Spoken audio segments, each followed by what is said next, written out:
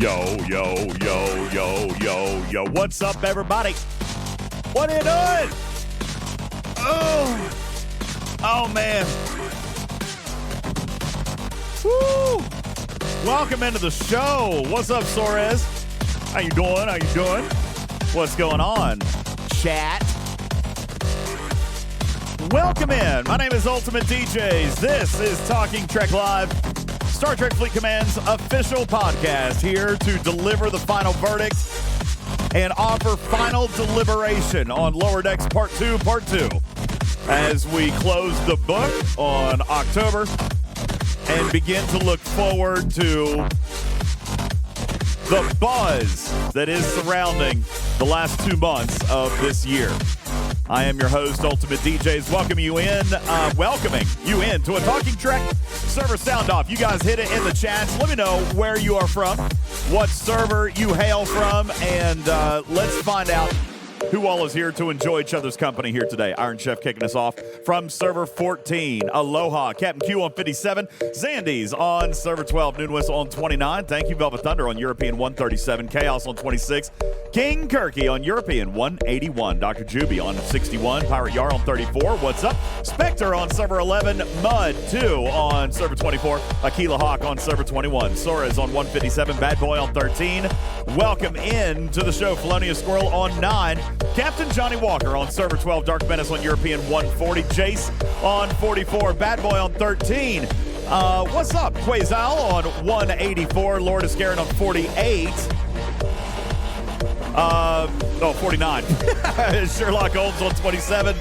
And Delisha on server 701. Dude, you got one of the new servers? You got one of the 700 servers? That's crazy. I didn't know if those were real or not. I didn't know. Hey, what's going on? Oh, boy. Is there a new servers? Yes, there are new servers, and they start with the number 700. I didn't know if they were real or not. Yeah, that's a real thing. Og Pyrosapien. Og Pyrosapien. Welcome in as a first-time chatter. Sharp Chosen Man, good evening to you. Welcome in as a first-time chatter as well. 155 additional messages in the Talking Trek server sound off. 290 people in the live studio audience. Welcome in, one and all. Appreciate you guys all being here. Welcome in to the show. My name is UltimatDJz, and hello. Glad you guys are doing wonderful today. Eric says we need more Beck music. That could be coming. Bubba, I know it got late last night, and you weren't able to stay up and watch the end of the show. But if you haven't watched the end of yesterday's Twitch broadcast, where Beck and I were collaborating on a fundraising effort that we're working on, Beck did actually offer a little bit of additional music to the community if we hit certain goals, Bubba Joe. It was actually... As a matter of fact, she had one. She let me play a snippet. She let me play a little bit of a teaser to the community last night, just to kind of let you guys know that it was already done and that it was ready to go. So when you guys hit the goal, then we're going to be there. It was absolutely incredible. So, Bubba, did you get to hear about that part yet? Have you heard? Actually, no, you have heard this because it was the Christmas gift that Ripper and Beck worked on for us last year. So you got to hear this. I have heard that. She offered it to the public. She did. She offered it. She offered it. Yes. I know. I was surprised as well. Is this a 14-floor stretch goal, or is this like a realistic one? I mean, I feel like it's realistic. We have... Okay. I feel like it's realistic. I tell you what, I believe, what was it? Was it 25 or 30? It was 25. So, Bubba, at this point, we're less than $5,000 away from that goal. And then she set another goal at $30,000 that she would actually sing a duet with me, which can be magical or disastrous, no matter how you want to look at that. I mean, it's probably going to be both. So, yeah, that's right. A brand new duet at $30,000. So, yeah, she was definitely laying down some big time goals for you guys last night. So very, very excited about that. Really looking forward to working on that over the next 30 days with you guys, and hope that you guys get to consume all the content and really kind of see what's going on with that, so that you guys can be a part of that. Bubba Joe, good afternoon to you. Appreciate you. Welcome into the stage. How are you today, ladies and gentlemen? Partner, co-host, brother from another mother. Bubba Joe is here. How you doing, man? What are you doing? I'm channeling my inner heroic cash can, and I'm meh. All right. Listen, not a whole lot to be meh about today. I don't know. I might just be feeling well rested. Bubba Joe called and woke me up and got me out of bed like afternoon today. I was like, oh God. And what did I tell you that you had already been up for like six, yeah. I'd already been at work for 6 hours. Yeah, you had already been at work for 6 hours by the time that I actually opened my sleepy eyes. So there was that. I know. Listen, it's my day off. Wednesday's my day off, and I typically work late. I also meet with Fred on Wednesdays, and that's usually later in the evening. Like, my Wednesday is still a long day. It just starts later. All right. It's still a long day. It just starts later. I've got meetings with Scopely this evening, actually, because we weren't able to do it this morning. So I've got a meeting. I think it's like 7 o'clock my time. That's how late it is. So 7 p.m. my time that I've got a meeting with Did you sleep with through Scopely. the meeting? No, 7 p.m. my time. No, but was it supposed to be in the morning? Oh, You're no. like, I'm not sitting anymore. No. So yeah, no, it wasn't supposed to be this morning. And no, it's not about the new arc. Yeah, really crazy enough, aside from what I already know, which I've kind of already hinted at a little bit, I don't really have much for you with regards to the new arc. Sorry about that. I don't have a whole lot there. But what I do know is that the meeting that I've got tonight is also not even for that. I think that makes it relatively clear, especially, Bubba, if you look at the calendar. I think Putz even called this a couple of months ago. You and Putz were looking at the calendar, and you're like, yeah, I think we're going to have one more of those 2-week breaks, and it's going to happen between October and November. Putz called this. I don't think we have an arc starting on Tuesday the 31st. If they did, that would be the first time ever in the history of this game that they started another arc during the previous month. Through next week? Oh, did they? Well, let's take a look here. Oh, yeah, they sure did. So they've already told us. All right, so we got Megacube going on now. Crucible of War starting tomorrow. Then a Halloween event that's going on for 48 hours. And then 5 days of Faction Hunt. Which, you know what? I could be fussy about that, but I'm going to choose not to, because that's a lot of officer XP. I could use that right now. That's a lot of ultra shards. A lot of ultra shards, a lot of XP, a lot of getting ships ready for the scrapper. So that's not necessarily a bad thing. Okay, I don't think I'm too fussy about that. I mean, it's a lot of grinding. All right, it's a lot of grinding, but I feel like there has been a really distinct polarization in the community this month when it comes to grinding versus monetization. Even the comments on the last podcast and on the YouTube video, Bubba Joe, really kind of came out in full force. Like, they were either staunchly, Team Bubba or Team DJs this past month. There really is no middle ground when it comes to our reaction to some of the monetization features this month. And so I would like to talk about that a little bit. Kind of funny, since we're not actually that far opposed. We're really not. But there are a few little subtle points that really kind of drive that dagger in and into the divide, if you will. So we'll talk a little bit about that and prepare to issue our final verdicts today. That being said, Andalicia has asked in the chat, are they going to do incursions? Is there going to be an incursion store? Are we having anything at all to do with incursions? I have asked that question, and I have been told that we haven't said that we're not. All right? So that is all I know at this point. We haven't said that we're not. All right? I wonder, Bubba, obviously not reading between the lines, but I wonder if they will. I heard we're getting an 18-hour incursions. What? 18? Are you being silly or are you actually being for real? I'm actually being for real. Wait, what? Why? Why would it be 18 hours? Because it's going to conflict with something important. Thinking. What, maintenance? Yes. Oh, wait, that was a lucky guess? You think it's going to conflict with maintenance? Yes. You think they're going to do incursions right on up to maintenance? It's what I've heard. Huh. Okay. All rumor and speculation. All rumor and speculation. I guess we'll find out. I have no idea. That's right. That is true, Pounce. They haven't said that they won't, but they also haven't said that they will either. And Bubba Joe is talking about what they have talked about with the schedule. Bubba, is that what you're implying, that there is nothing on the schedule for November the 6th, which would be Yes. Yeah, but guys. Incursions is never a 24-hour event. It's a 72-hour series for the various servers. All right. So I don't. Do you honestly think that it's a good idea to launch the entire world on incursions on the same calendar day? I am not expecting that. All right. Now, it could be. I think that Scopely is getting a little cocky, and they think they can run all 3 zones at the same time. Now I know he's being silly. All right. Now I know you're being silly. That they're being cocky? No, I'm 100% serious about that. Whether they're going to compress this down to a one-day event, Oh, God. I could not fathom that they would attempt that. But I can't either. All right. who knows? Oh, I guess we'll find out. We will try to keep that information to you as frequently and as up to date as we possibly can.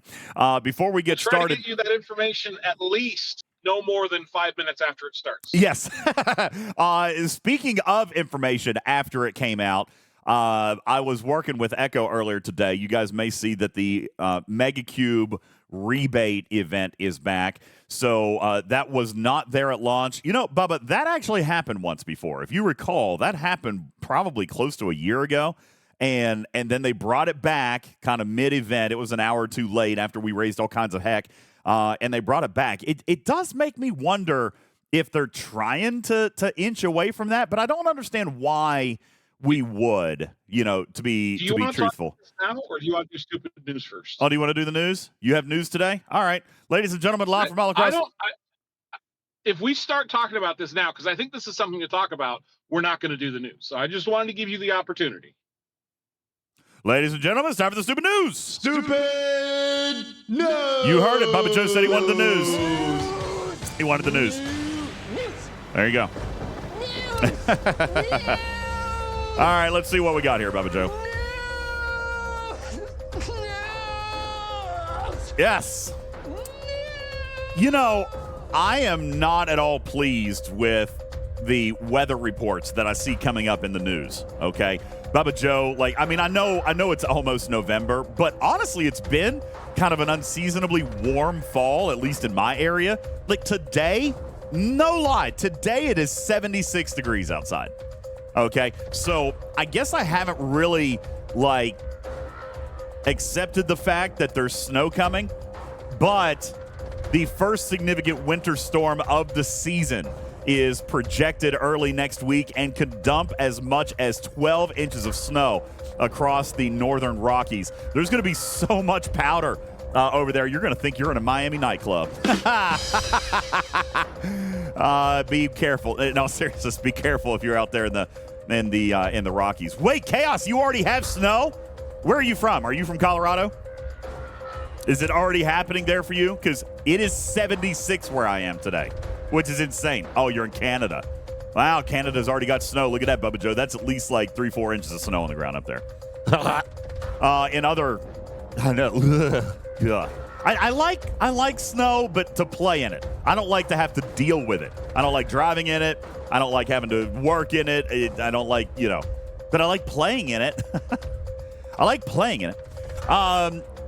Let's see. Category 4 Hurricane Storm Norma has weakened yet again in other weather-related exciting news, Bubba Joe, to become a tropical depression after strengthening slightly and dumping heavy rain as it moved into mainland Mexico yesterday. It started as a Category 4 hurricane. Norma came ashore this weekend as a Category 1 near the Pacific resort of Los Cabos at the southern tip of Mexico's Baja California Peninsula. Hurricane season, though, thankfully almost over, which is great then, Bubba Joe, so that we can all go back to being scared of Mexico for the usual reasons, okay? We're talking about hurricanes. I thought we were talking about someone's in-laws. I wasn't certain. Aha! Got him right there. Got him! A new report claims that the Mirage in Las Vegas once offered Jean-Claude Van Damme and Steven Seagal $20 million each to fight each other. But apparently, allegedly, Bubba Joe, Seagal turned it down because he doesn't do any fighting unless it's terribly choreographed, all right? Nope, won't do it. Can't do it.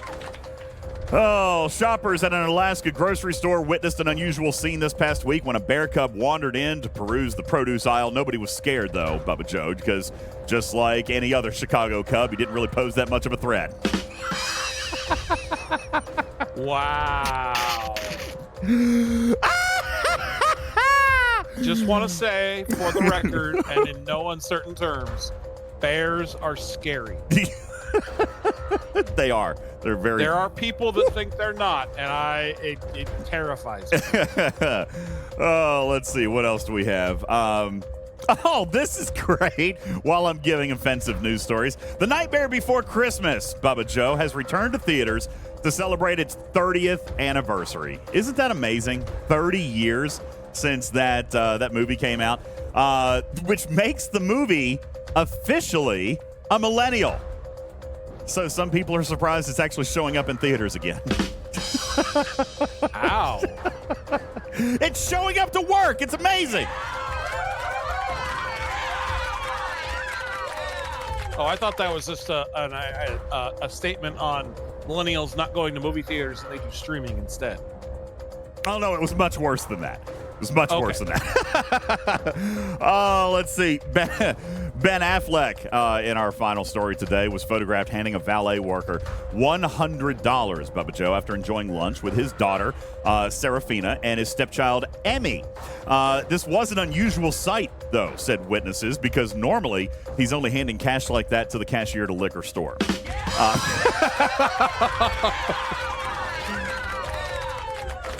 That's not nearly as dark as I thought that was going to go.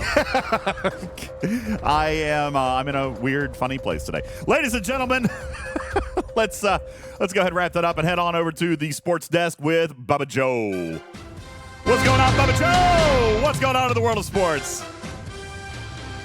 Well, I just want you to know that when I heard about this story, my mind went immediately to this joke. So I'm really glad this came across my desk. Let's see how many people in the chat can get it as I start. Oh, God. In the NFL, the New Orleans Saints wide receiver Chris Olave. This is a young, up-and-coming second-year wide receiver. Chris Olave was recently arrested on suspicion of reckless operation of a motor vehicle. First, I want to understand, how are you suspicious of reckless operation? Like, can't you tell they were being reckless? What is the suspicion of reckless operation? We only think that you were. Or you were not. We only think that you were.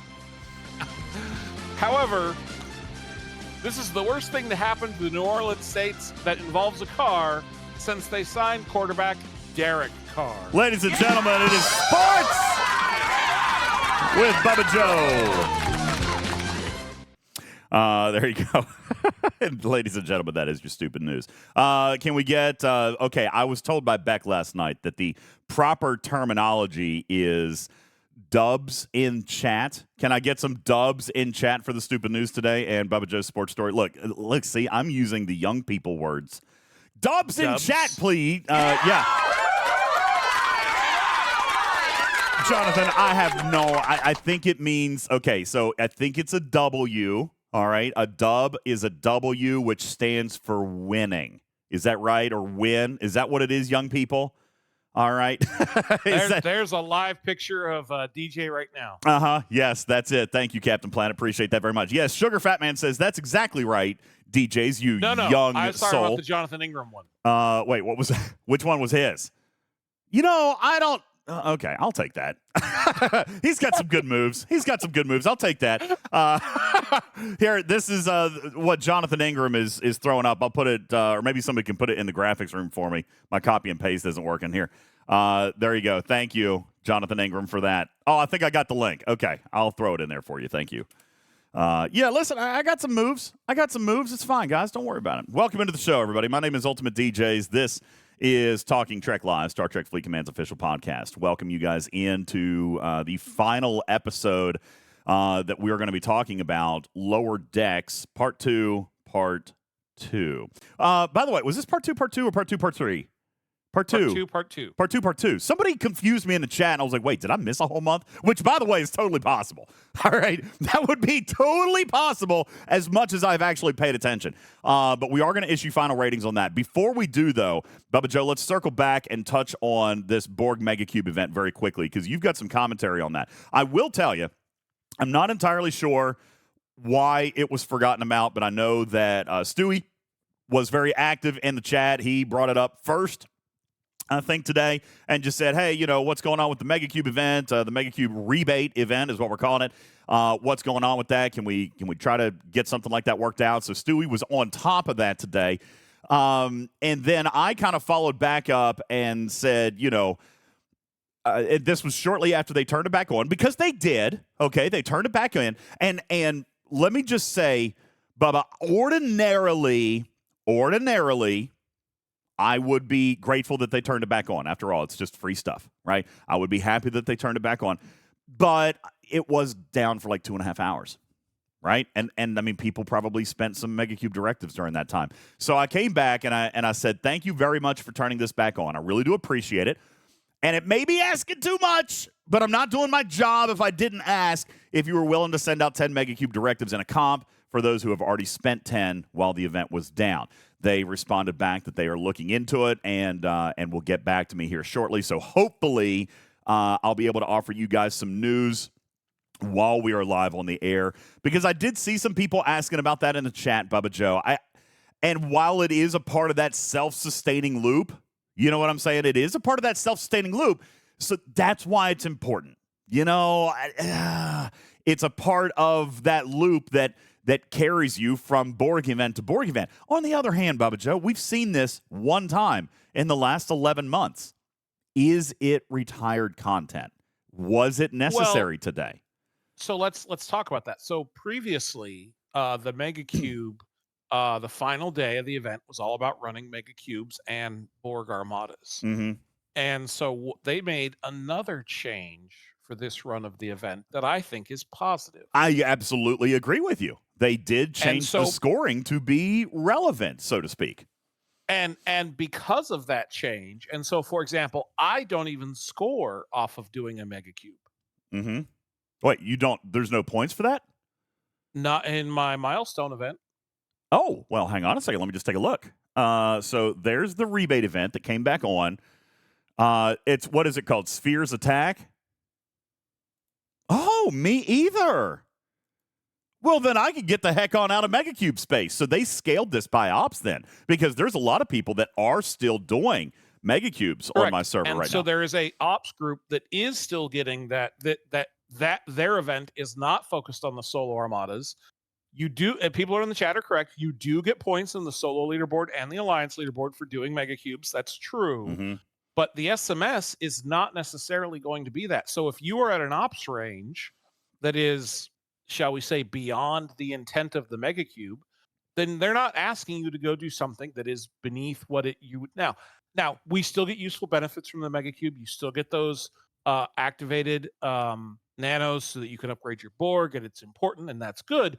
But you're no longer being forced to do something that is beneath what you're really intended to be doing at your ops level. So I think this is a positive change. Now, do I like the idea of getting the rebate of the Megacube? Yeah, but I don't actually have to run a Megacube at all. Yeah. Well, and to be honest with you, like I said, this wasn't a massive sticky point for me. Like, I wasn't going to spend actual ammunition on this one, Bubba Joe, but I did ask for the comp to go out. But I got to be honest with you, that was also assuming that we still had that old SMS that required a certain combination of Borg directives and Megacube directives in order to complete the SMS. The fact that this SMS has now been restructured to allow for Borg solos and or expansion cubes, I think really, listen, I'm never going to say don't give us more free stuff, but that does kind of alleviate the need for a comp on that particular event. Now, if there was to be a comp, it's not event-driven. It's literally, at this point, just, hey, because we had a technical glitch or we changed the event mid-stride, right? If we change the event mid-stride, then we should kind of make it, level for everybody. So I would still ask for the comp there, but I'm just not feeling like this is a super, super urgent one.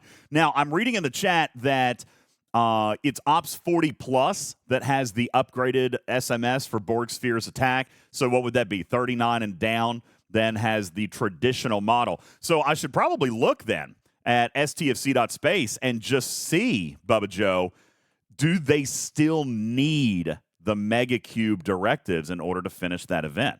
Because if they do, then it remains, I don't know, I can't use stfc.space because 100% of events are missing translation. Oh, right. It's amazing stuff. Who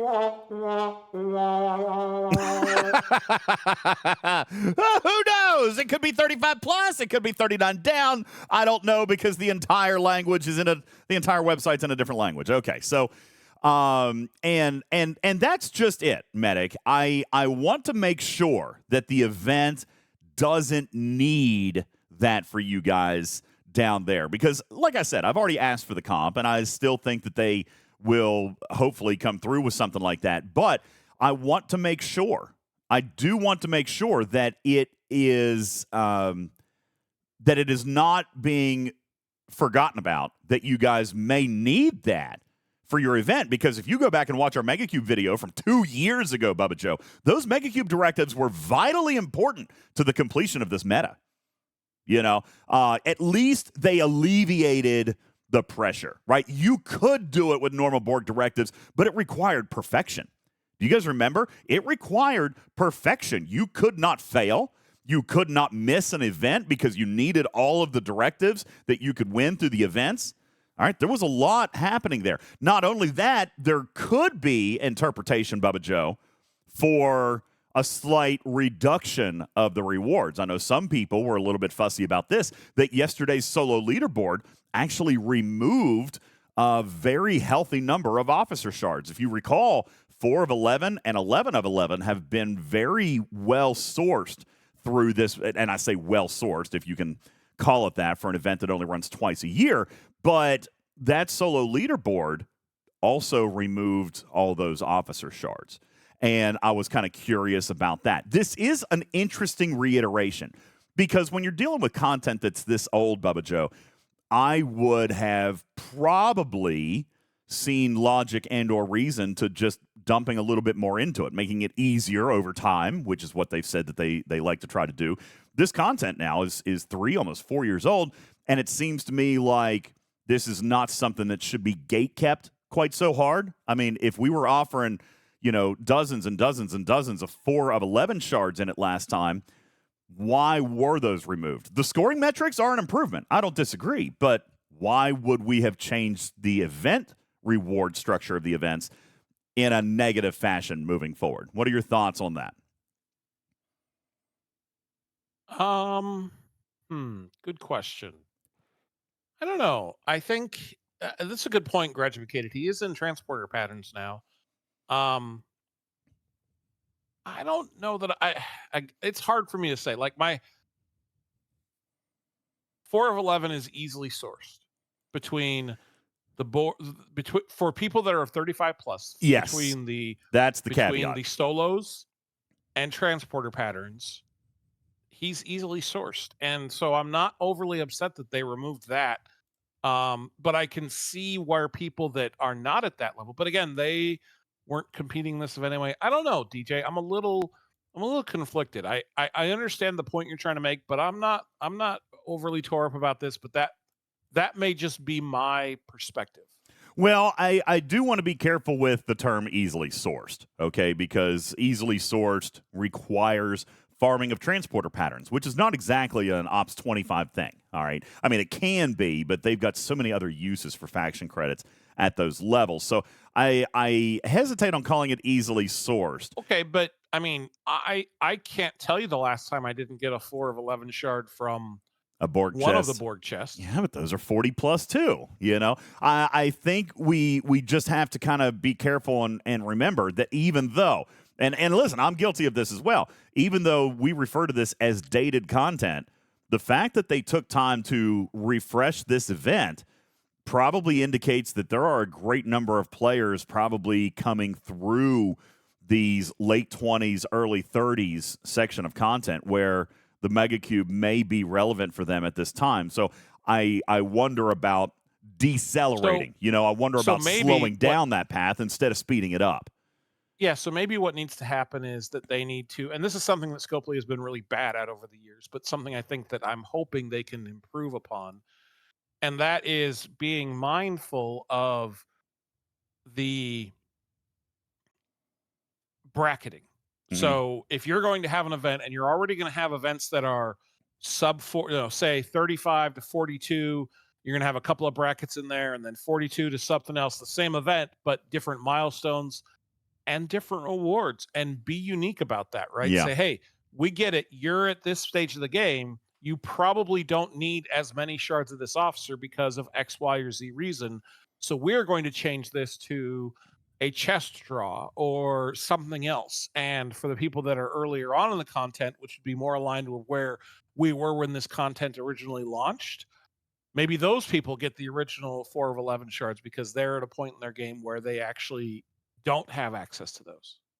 Yeah, and I think that that's a fair thing. And Adam Rambles points out, DJs, you were surprised here 6 months ago about that 6% stat. And that's funny because Bubba and I were just talking about that, yesterday or the day before, about this whole 6% thing, because there probably are more people coming through this content at this particular time than what we may have expected there to be.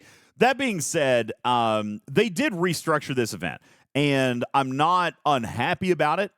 It's also not something that I'm going to be throwing pitchforks over. I do think that we could suggest a little bit of a tweak. Like, I always am going to, be for advancing older content and accelerating older content and newer players through that content to try to close that gap. If for no other reason, Bubba Joe, it makes their job easier. When you're designing a game for a player that's been in the game 1 year versus 5 years, they have very, very different objectives.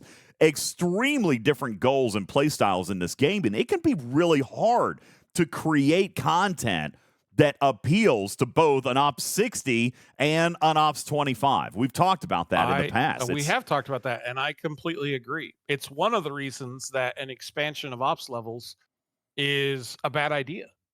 Yeah, because they haven't closed that up yet. Because they haven't done a very good job of adapting content to the range of Ops levels that they have now. Opening up more levels is not going to make that problem any easier. No, it certainly won't, especially if, there are, whatever changes that come, whatever new features that develop with G6, it's going to be most likely something, Bubba Joe, that players, even myself at Ops 55, which is advanced, I would say, in this game, but much less a 35 or a 40. They're just not going to get to play. Stage. Thank you, my hip. But they're not going to be able to play.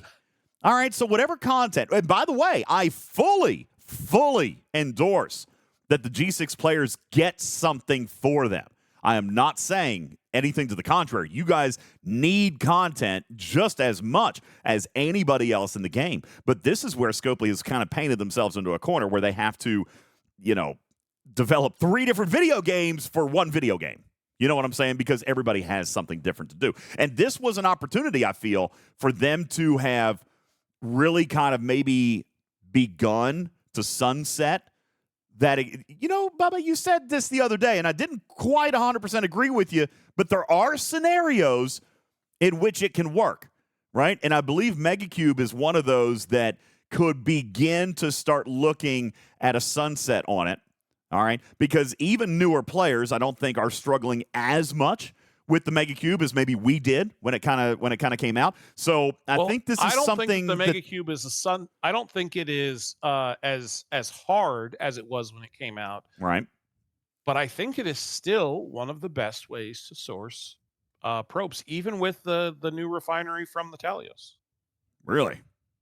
Well, you got to think if you're with a Tally, you're probably beyond the Megacube content. To be honest. Agreed. So we're looking at players who are still working on progressing the Vidar. And so active nanoprobes, I guess, could be important. I feel like they're more available today, especially with away teams assignments if you invest in those. So I don't know. It does feel to me like this content is due not just for a rewrite of the event, but either an expansion or sunset.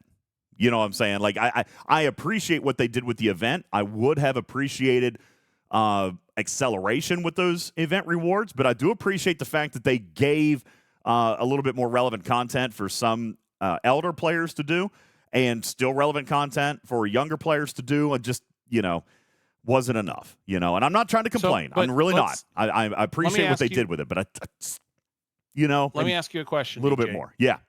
Are you have you maxed all of your Borg officers? No. Outside of the ones that you can't max, obviously, like the Queen and that are just not very accessible. I mean, I honestly haven't looked. If I took a second to actually look, Bubba, I would say that I probably could. Anybody that I have shards for, I probably could. But I don't know. All right. So if I just take a look, like that one's. Let me just take a quick peek here and see how many I have that are not tier 5. So Dezok, but he's shard limited. So what are you asking me? How many officers can I promote, but I'm waiting on active probes? Is that what you're? Yes. What you're saying? Could you promote all of them? So like your 4 of 11, I assume is maxed because he's in the transporter patterns, and we talked about that. Mm-hmm. Were you able to max? Were you able to tier him up freely? Yes. Or were you gated? No. He's already tier 5. As a matter of fact, to answer your question. Yes, all Borg officers that I have shards for are promoted to my max available tier. Now, I haven't leveled all of them because there's no reason to spend XP on a lot of these guys. But there was yesterday. Was there? Because that SLB was not super exciting. All right. I mean, what are you waiting on? I tend to space my XP out over all of the daily mini events that come out. All right, okay. Just because my XP lasts me longer. My XP lasts me longer. I literally hadn't done a Borg until this event, and then yesterday I was able to take all but one of them to the level that they could have gone to because I've been holding this since this event last ran. Now I did Borg officers. Other officers I level up like you do as they come up. As an event comes up, I'll spend a little XP and move on. So I did spend, like the XP that I spent yesterday, and I did spend some. I think I probably spent 2-3 million. I didn't go crazy, Bubba Joe. As a matter of fact, I could probably look here real quick. I didn't go crazy with it, but I did enough to place, okay? Enough to get a few rewards here. Here we go. Okay, recruit and assimilate. I spent, I don't know how many, because I got 8 million points, but it was, 5 points per. So what is that? Roughly 1.5 million XP I probably spent. Because it was 5 points per XP on a Borg. So I got 8 million points. All right. That placed me in that bottom bracket. I got the 26 through 200. Didn't really care. That was the gimme. All right. So again, it wasn't a super big priority to me. But I did spend XP on Borg officers yesterday. But now that's not also entirely 100% true. All right. When Ransusi says the mini XP event is max 400,000, that might be the case for G4 and down. Most of mine now are 1 million, which is still not a great deal. But then, Bubba Joe, there's also the ticketed events that come out. And ticketed events are 2 million XP. So, I mean, really, honestly, there are plenty of opportunities for me to spend XP throughout the week. And if you added all of those up, I feel like I get more rewards than I would have gotten out of this event. So I didn't push this event super hard. Like I didn't go crazy on upgrading Borg officers as far as leveling goes. But that being said, and again, I acknowledge that I'm in a different place in this game than a lot of people. I'm not trying to draw any comparisons there. But yeah, I was not held up by active nanoprobes, nor was I held up by independent credits on promoting any of these guys. I bring it up because I actually fell below, and again, this is going to sound a little whaley, but I fell below 1 million for the first time in I don't know how long. 1 million and what? I have nanoprobes? 1 million, yeah. And I hadn't leveled up 4, even though he's in transporter patterns, and I could do that at any time. And I'm like, okay, well, this means I need to be focusing on this. And so I think that while I may have stopped because I had such an excess and didn't need to, I think there are a lot of players that still do not have an excess of these and can use the Megacube because they're at an ops level where they are either being limited by maybe independent credits or they're being limited by the probes. And so I think that this event does have use to a certain range of people. And I think that what needs to happen is that Scopely needs to look at not just the event design to make sure that it is appealing to all these ops ranges, which is, again, not easy, but that the rewards are appealing. And that may mean that the rewards for this group of players is officer shards, and the reward for this group of players is independent credits, and the reward for this group of players is something else, right? So I think that that's just something they should be looking at. Whether they have the technology to do that or not, I have no idea. I will not speculate, but I think that that's something that they need to look at, so that people that want, that are saying, hey, I missed out on not getting the 5 of 11 shards, I would have valued that more than what I actually got. Yeah, we hear you. That's a good idea, but I think that that's something that, appeals to a very specific range of ops players. And I saw the comment from Steven Zerner, and it was like, why can't just they keep it in there because it's good, officer shards are officer shards. And that's true, but I have often railed against putting officer shards that are in transporter patterns as an event reward, because it's like, yes, this may appeal to some players, but it's going to not appeal at all to a lot of players. Yeah. One other thing to praise about this rewrite of the Borg event are the event rewards that were inside the event store. Now, while they did take out the direct officer shards, they are still giving you Borg recruit tokens. All right. So to kind of go back and refocus on what Bubba Joe was talking about a moment ago with the rewards that are relevant to everybody, they are still sourcing some extra active nanoprobes, although it's a very small number. All right. Very small number of active nanoprobes, but you do have Borg officer shards, including Hugh, the Queen, and 11 of 11. None of those officers existed in the Borg event store last time. All right, so that is a good thing, and you were given a handful of those recruit tokens to come in and actually pull some of these, and hopefully you were lucky enough to get some officer shards that you wanted to work on. Secondly, they did also, and I don't have it because I already have him, but probably one of the biggest noteworthy things to speak of with the Borg event store is adding Fleet Commander Locutus. This is the first introduction of a free-to-play path. Now, I am not naive enough to say this is the only path and we should be happy about it, because we've seen this event now twice in the last 11 months. Okay? So it's certainly not what we should rely on as the sourcing for Locutus. All right. But I think the fact that they put him in there is a larger signal, Bubba Joe. That to me says, okay, it's time, and they haven't forgotten about the other fleet commanders. That actually gives me a lot of hope. Locutus was the first extra one to come out, which means hopefully over the next couple of months, we might see a path present for, of course, 7 of 9 already has hers in incursions, but that's not happening enough either. Although it's happening more than Locutus. Wouldn't it be great if incursions this time came around and we saw both 7 of 9 and Locutus in there? I think this bodes well for them actually not forgetting a piece of content and actually saying, okay, we acknowledge that this needs sourcing. Wait, Locutus is already in there? Oh, even better. So it's even better. That means that they're looking at, sorry guys, I don't get to see him because I already have him, so I didn't know that he was there. I knew 7 was there because I can see her, because I don't have her yet. All right. So in the Incursion store, yes, Hunter. But apparently, Locutus is already in the Incursion store, is what I'm seeing with the chat. So that's good, Bubba. That means that they have circled back to this content and that they acknowledge that there needs to be some sort of grinder's path towards moving towards there needs to be a grinder's path towards players being able to unlock some of these items that were paid only at the beginning, which is a huge battle that I fight month in and month out, and Bubba Joe knows this. So to see Locutus in this event store, to see officers, of course, I know that they're not super new, but to see Dezok, guys, just out of curiosity, following normal event store protocol, Bubba Joe, what would you spend your loot on in this store? I'll tell you. Me? Yeah, I'll tell you what I spent mine on. The only thing I've ever spent my loot on in this store is Megacube directives, but now I have no idea what I will spend it on. I have not looked closely enough to figure out. Mine is on Rare Officer Dezok. All right, now people are going to think I'm crazy. My Dezok's maxed. Oh, yours is already maxed. All right, so people are going to think I'm crazy. Okay, yes, Dezok. All right, because so with that in mind, DJ, why? Because he's an ability. All right, he's a PvP that officer. Will never trigger in round 1. And I am hoping and praying.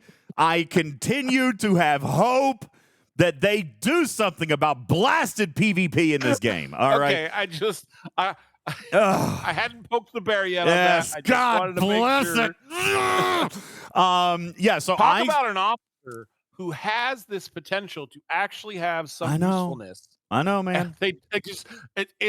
It's a unintended consequence of how they just blew up PvP. Oh, yeah. So, yes, just like we did for Ta'ana, let me rephrase. Just like I did for Ta'ana, I invested in a possible optimistic future. I did the same thing with Dezok. Now, a lot of you are saying Hugh, and 1,000%. 1,000% that is a desirable officer.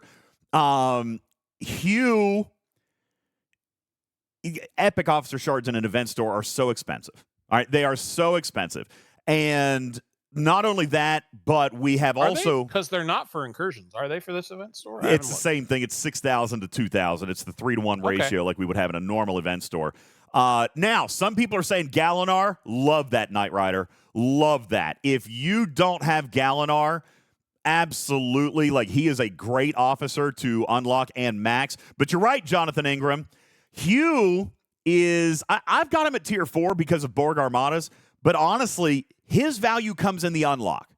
His value, he is a game changer on the unlock. Tiering him is incremental. Tiering him provides a little bit of extra. To be honest with you, Bubba, correct me if I'm wrong. Jonathan Ingram, correct me if I'm wrong. I might suggest that the value of tiering Hugh up is not necessarily in his ability, but in his stats. And I know that's going to sound kind of crazy, but so it's not. I have untrue. Noticed a difference as I've leveled him up. Sure, he does perform better. The unlock is obviously critically important, as it would be the case for any officer. Yes. If you don't unlock them, they are completely useless. And Hugh is one that when you unlock him, he is immediately useful, and can put him on your ship, and he is going to be fine for you. But I do think that there is value in leveling him up. I do think that not having that 1 or 2 or 10% chance or whatever it ends up being of missing that critical early on in a battle, that can make all the difference in between killing a hostile in a couple of rounds versus killing a hostile in, say, 6 or 7 rounds. Yeah.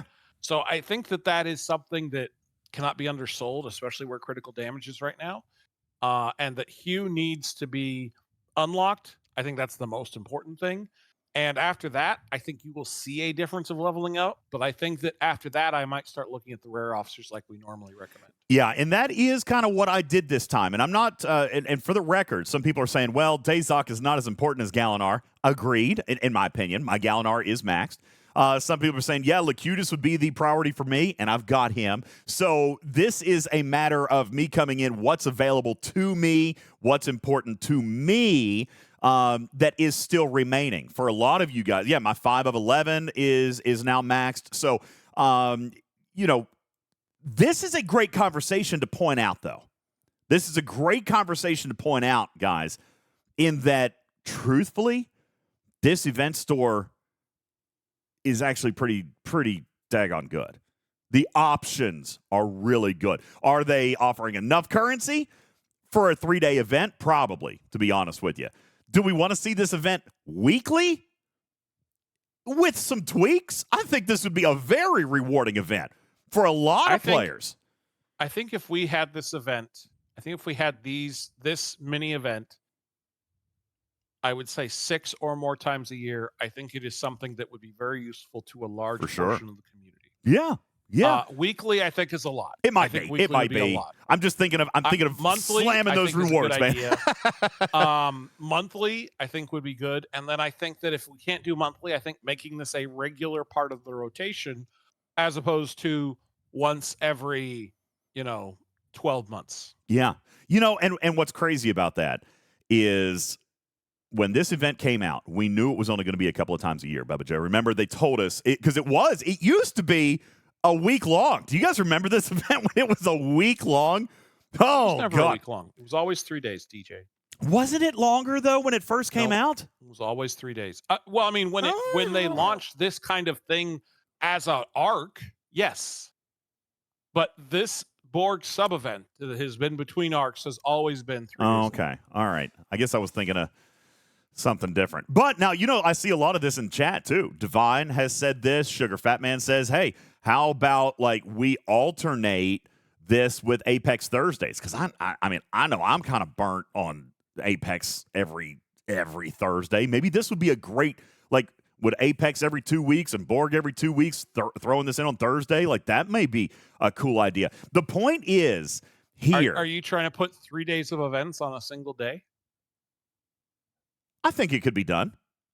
I think it could be, but I think that makes that day very busy. And you're also coming from the perspective that was my complaint to begin with, which was they did nothing to the Apex event to make it relevant for anyone post 50, right? Post 50, probably even higher than, lower 40 ops, right? So the Apex event is never going to appeal to you or me or anyone in our ops range because they didn't do anything to make it appealing to us. They didn't even put G5 parts in it at the terrible exchange rates that is in that store. Yeah, fair. So, and listen, there are some players out there that are not a fan of that. Sal says, no, I need my badges. Please leave it alone. So maybe it's just something that gets added.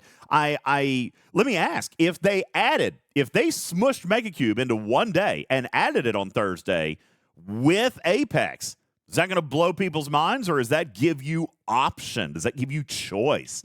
Because I think that, so let's think about this, DJ. Right now, today, or tomorrow, since tomorrow would be Thursday, if they had Apex and Borg going on, okay, that's not terrible, right? Okay. It's not terrible, right? It's a few things to do. You have choices of whether you want to engage in it or not. But if you want to engage in it, and let's say you're Ops 45 and you want to do both because they're both still very relevant to you. Okay. What happens when you throw that in an arc? Well, then it's boring, right? Then it's meh because we've been doing it. It's not new. It's not exciting. No. That's not what I'm saying. I'm saying if you put it in an arc on a Thursday, so now you have a Battle Pass event and you have an arc-related event and maybe tickets are running on Thursdays, although they typically are running on weekends, right? There are other events that stack on top of that. And so now you have these things that you feel like you get value from doing and these other things that you feel obligated to do because they are part of the arc. I don't think that that's I understand what you're saying and that it would give you something to do, but I think that there's a lot of ops players who feel like they need to engage in this and they would not have as much time to do the other things that they need to do, like arc-related events. So between the arcs, absolutely. Fair enough. But I think during an arc, that would be a strain on the players. I think. Now, I could be wrong. People that want to play a lot, I think that's, hey, they're going to love that because they want more events and more events and more events. But I think that asking players to do 2 regular events that both take a bit of time to do, I think it would be a lot to ask.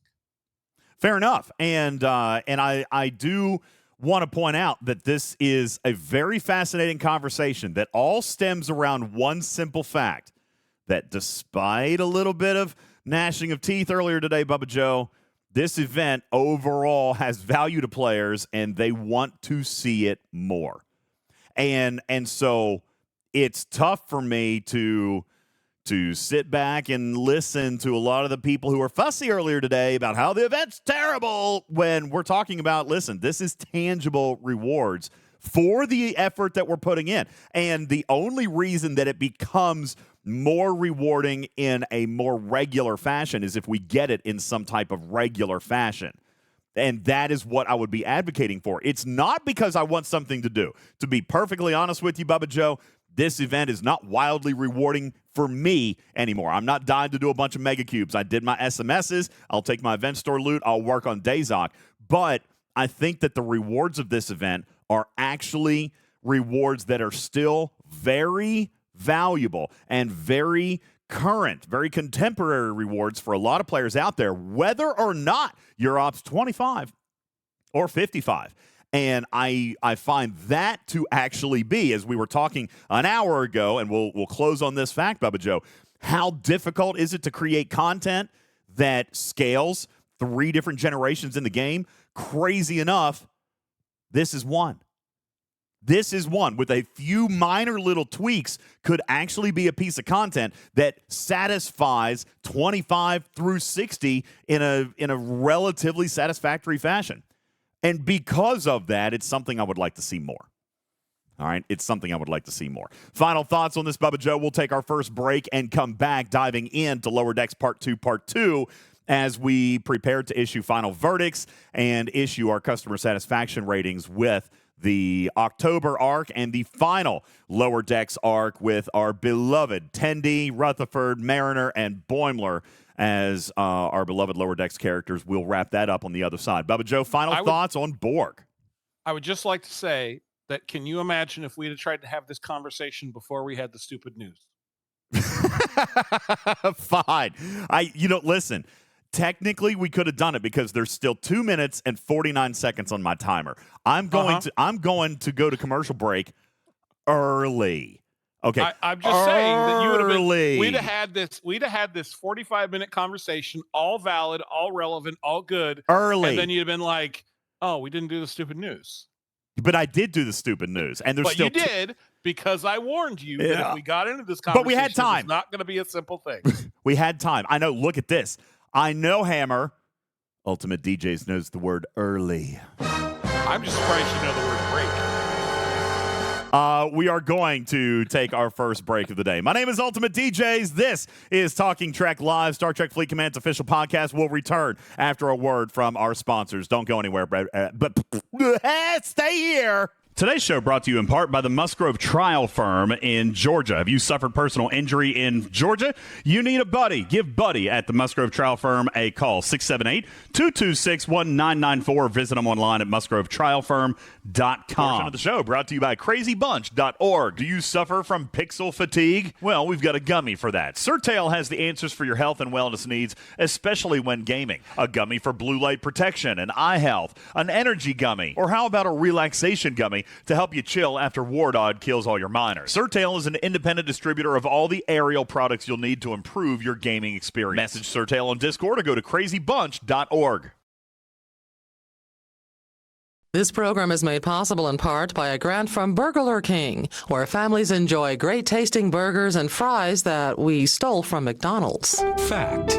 Every year, thousands of overly drunk individuals ruin a perfectly good Halloween party. I just drank 12 pumpkin beers.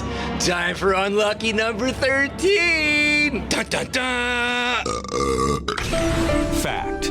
Combining this with the use of sharp objects is never a good idea. Who's ready to carve pumpkins? Oh, that's so fun. And I brought my own pocket knife.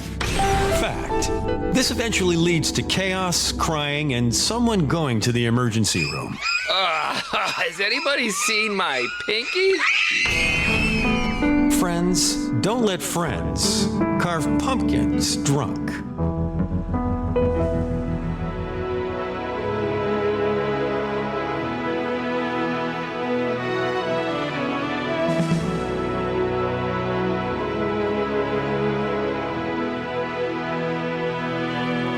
My team fell apart just like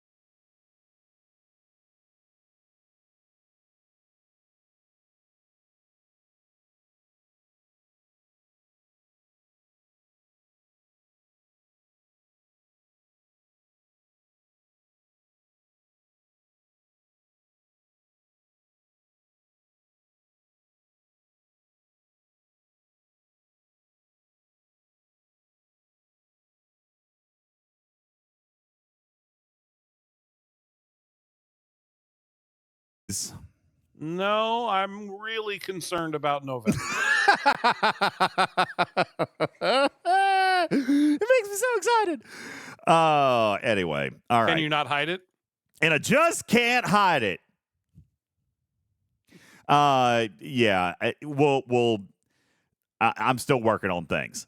Let me just put it that way. I don't know. There might not be enough time, but I'm doing my things. I'm doing my things. Whether they work, whether they don't work, whatever, I'm doing my things, okay?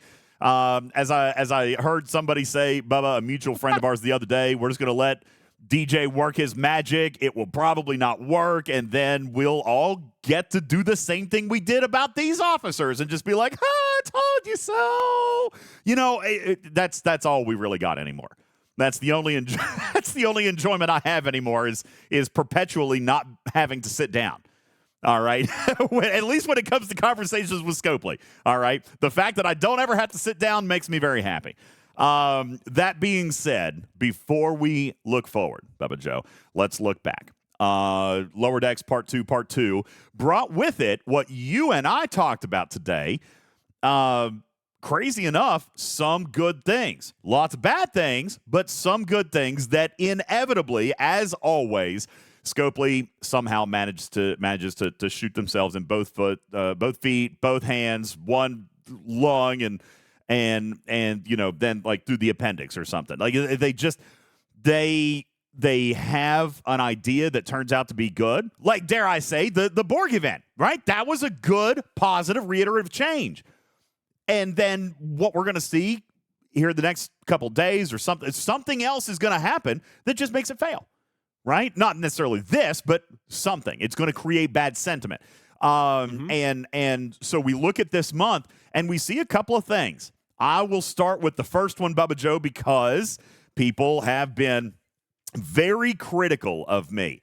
There's been a lot of YouTube comments on this particular fact that I am starting to I mean, very early. Like, just, guys, my turn signal is on. That's it. I haven't even started to make the turn yet.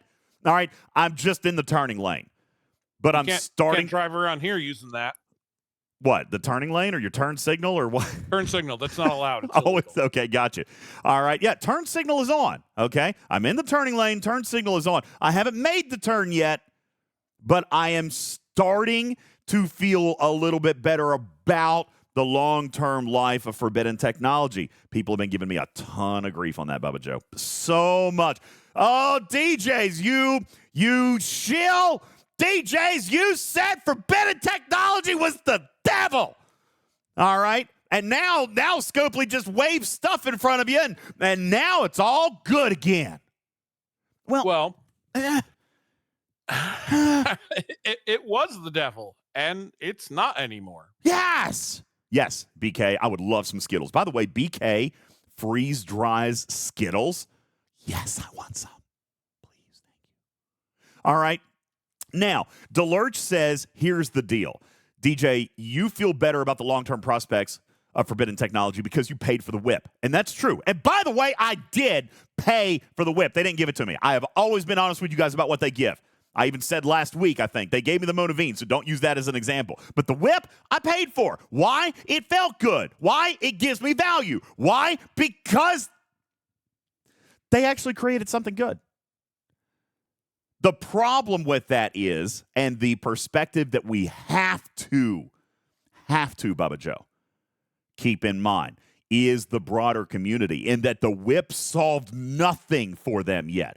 Now, granted, it was a paid release this month, and there is the conversation about whether or not it should have been paid at all, right? Should this have just been a release to improve a terrible feature, or should it have been paid? I think we can all agree on what should have happened, but at the end of the day, they still got to keep the lights on. They got to pay bills. They got to pay people. They got to do all that stuff. I understand their need to monetize some things, but the next steps are crucial, right? So we can talk about the whip if you want, but for me, forbidden technology improvement has nothing to do with the 2 forbidden technologies or the 5 that they released this month. Nothing to do with them. Yours are going back to the Q's trial ones. I'm going back to Q's favor. The improvement of the success chance. Yeah. That was such an important, necessary change that didn't cost anyone anything. That's true. Now, if you save up, if you've been engaging in Q's trials and you're trying to upgrade something that is relevant to what your level, what they believe your rank should allow you to upgrade, you are going to have such a high percentage chance of succeeding. You are going to not feel like you wasted. Now, you're going to come back and say, oh, well, it's still 35 or 40 days or whatever. I hear you. All of that's still true. But now it's not, I clicked a button and I didn't even succeed and it's a complete waste. Now it's, I clicked a button and I almost certainly succeeded, unless I'm pushing beyond. Yes. If I'm an Ops 40 and I've got my ranking up to like 5,000 and I'm trying to upgrade the tier 3 of the Epic, yeah, you're not going to have a good percentage. You're not supposed to be doing that. Do more Q's trials. You will get a better percentage.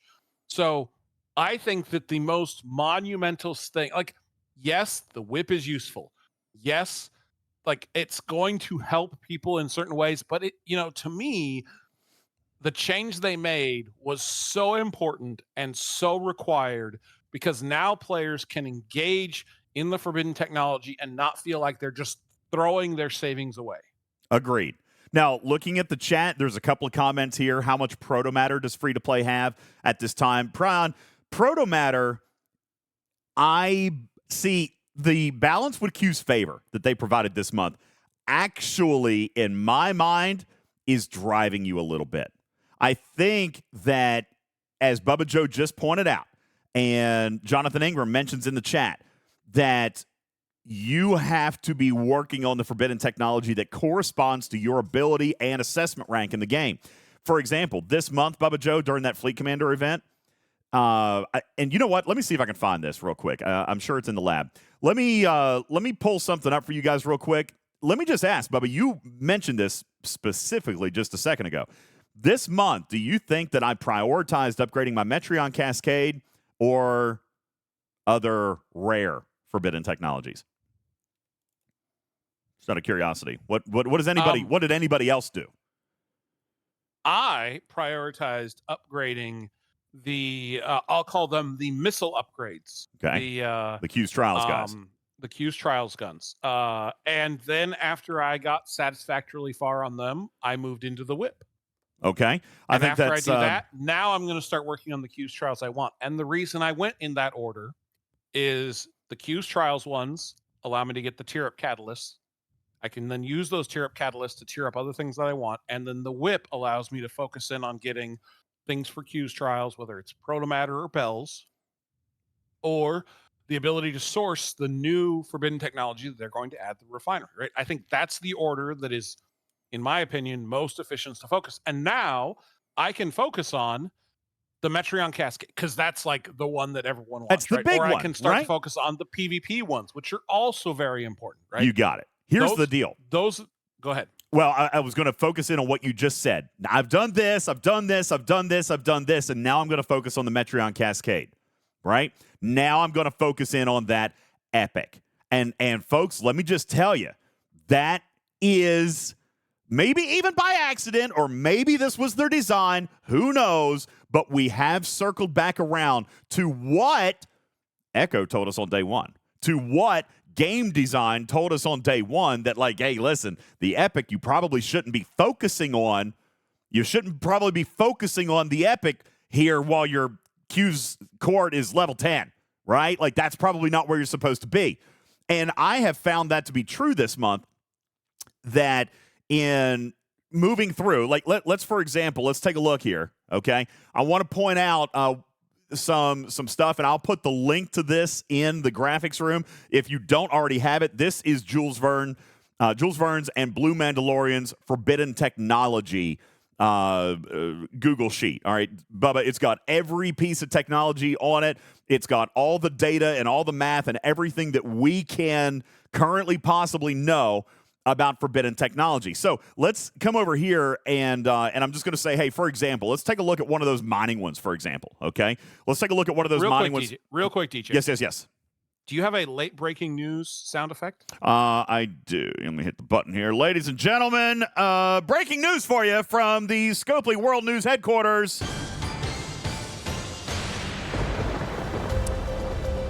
From Echo, we are going to be sending out a comp chest of directives for anyone who started the Megacube event before the Megacube directive bonus started. We'll let everyone know when it goes live. Look at that. It's happening. It's live. It's fast. I think it's probably the fastest they've ever responded to a community concern. Guys, let me point out, you know who's back in the office. You know who's back in the office now. He ain't in Dublin anymore. That's right. Emperor Echo is back to work. And look, bam, bam, bam, bam. Look how he got something done just like that. Look at that. Okay. Shout out, Echo. Thank you. That's right. Beck's back in the office too, but this was an Echo. This was an Echo thing. That was an Echo thing. All right. Someone's got to get Echo to work. Someone's got to be cracking that whip. That's right. It was me. I was like, go, bam. All right. Anyway, so there you go. Comp chest is coming out. Okay.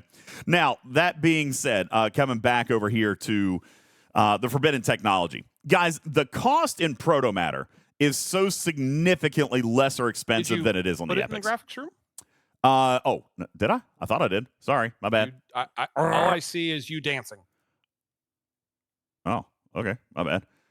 Boom! There it is. Yeah, apparently I didn't hit enter. There it is. Forbidden Tech and Q's Court and Trials, ladies and gentlemen, in the graphics room. That will be a copy of the Google Sheet that just has all the stuff. Okay, all the stuff that we know. And listen, Bubba, let's just take a look at, for example, to go to level 6 on the Metreon Cascade. Okay, to go to level 6 on the Metreon Cascade costs right at 7,000 protomatter. That would be tier 2, level 6, right? 7,000 protomatter. However, if we drop down and take a look at that same corresponding level on a rare, okay? Tier 2, level 6, 1,700. I could literally try that upgrade 4 times in the amount of time that it would take me to try the Metreon Cascade once. Not only that, but the rare is going to be better if my building is in a better spot. All right, the Q's favor is going to be better. Although I would imagine that even on the Metreon Cascade at tier 2, it's probably still going to be pretty good if you've got Q's Court level 10 or higher. But the cost is significantly less. Now, if we take a look, and here is where we have to hope, Bubba Joe. Here is where we have to hope that Scopely lives up to the pattern that we can maybe see emerging.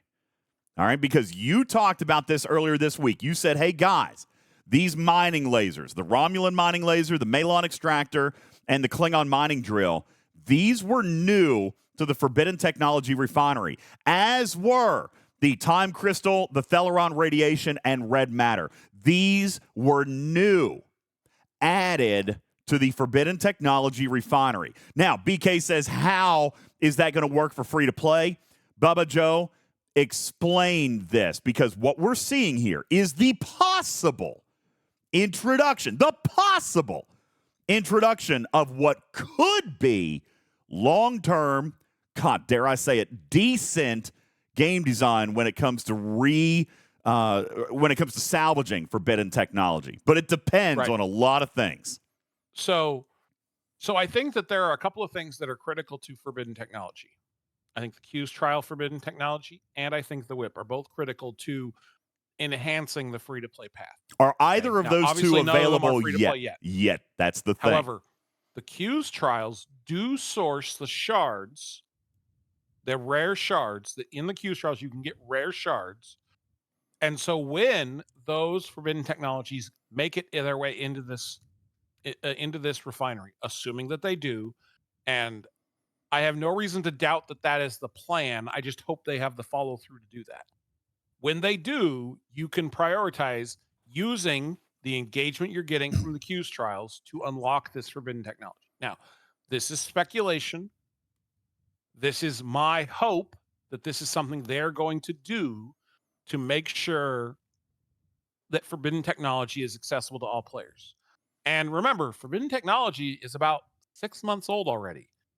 So we should start to see a little bit more access for free to play than what we had at the start.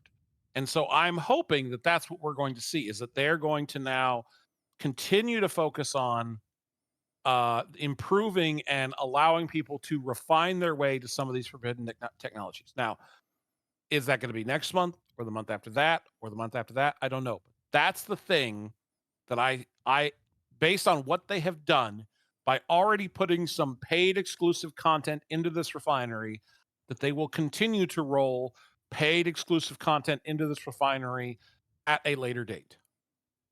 That's true. Now, I see some people talking about free-to-play acquisition on the building. Very slow, okay? Very slow. Agreed. Even my building. Now, here's the thing. I've changed my strategy a little bit since this past month. So it's only 2 or 3 weeks in now. I've changed my strategy a little bit, and I have been investing very heavily into the building because the whip gave me so much extra protomatter, okay? Now, again, what I want to point out is that there's a lot of chain reaction kind of stuff here, okay? And so I'm going to come back. First, I want to remind you guys about the Forbidden Tech Refinery. All these rares, they all require Court of Q level 25. Admittedly, that's going to take us a while to get there, okay? Right? Free to play, it's going to take us a while to get there. However, there have been a few events, Bubba Joe. There's been a few events that have actually turned around and paid us some of these shards, right? So if we are working with a limited number of Forbidden Technologies, and I think this is a very, very important thing, and we could spend a lot of time talking about this, but if we shifted our priority here a little bit and took a look at, I'm trying to find, where are those shards? Are they in the materials tab, or where would they be? Which shards? The Forbidden Technology, Rare, and Epic shards, just the shards by themselves. Oh, I don't know. The other tab? What I wanted to point out was that there are some that are already coming, guys. There have been a few events that have already started to give some of those in the Forbidden Technology Refinery. All right, let me take a look real quick. Well, I guess, yeah, if I click on one, I can... No, I'm not seeing them. Where's my actual count of how many I've got? I wanted to show you guys that there are some that you guys have already gotten. Okay, some of them are coming. They're in the materials. Okay, let me check that one then. My client is acting a little bit goofy here, so let me see if I can find it in materials. I actually don't see it. It is materials. Where the heck? In the top section? Before grade 1. Oh, here we go. Okay. So, rare, forbidden fragments, uncommon fragments, some epic fragments. Some of these are already in here because there have been events that have been paying some of them, okay? So, now, it's not a bunch, right? It's not a ton, but there have been some events that have given some of these out over time. So, here's my thinking, Bubba Joe, and correct me if you see a flaw in my logic. If I'm working with a limited number of forbidden technologies, which any free-to-play is going to, okay? Most free-to-plays are looking at maybe they own one rare that was gifted, and or was there a rare that was gifted? I don't even know. They might be working just with uncommons. I believe... I don't think a rare was gifted, but you had the ability to unlock it with what you were doing in the Q's Trials. Q's Trials level 2. So if you finish the 2-star trials, then you have a rare. I know that this is going to sound kind of crazy because at the very beginning, guys, we talked about the efficiency on Q's Court, right? And the amount of proto matter that you were getting and, you know, how you were doing the emblems of assessment, the building materials. And at that time, I said, listen, I don't know that that's going to be a real big priority to me.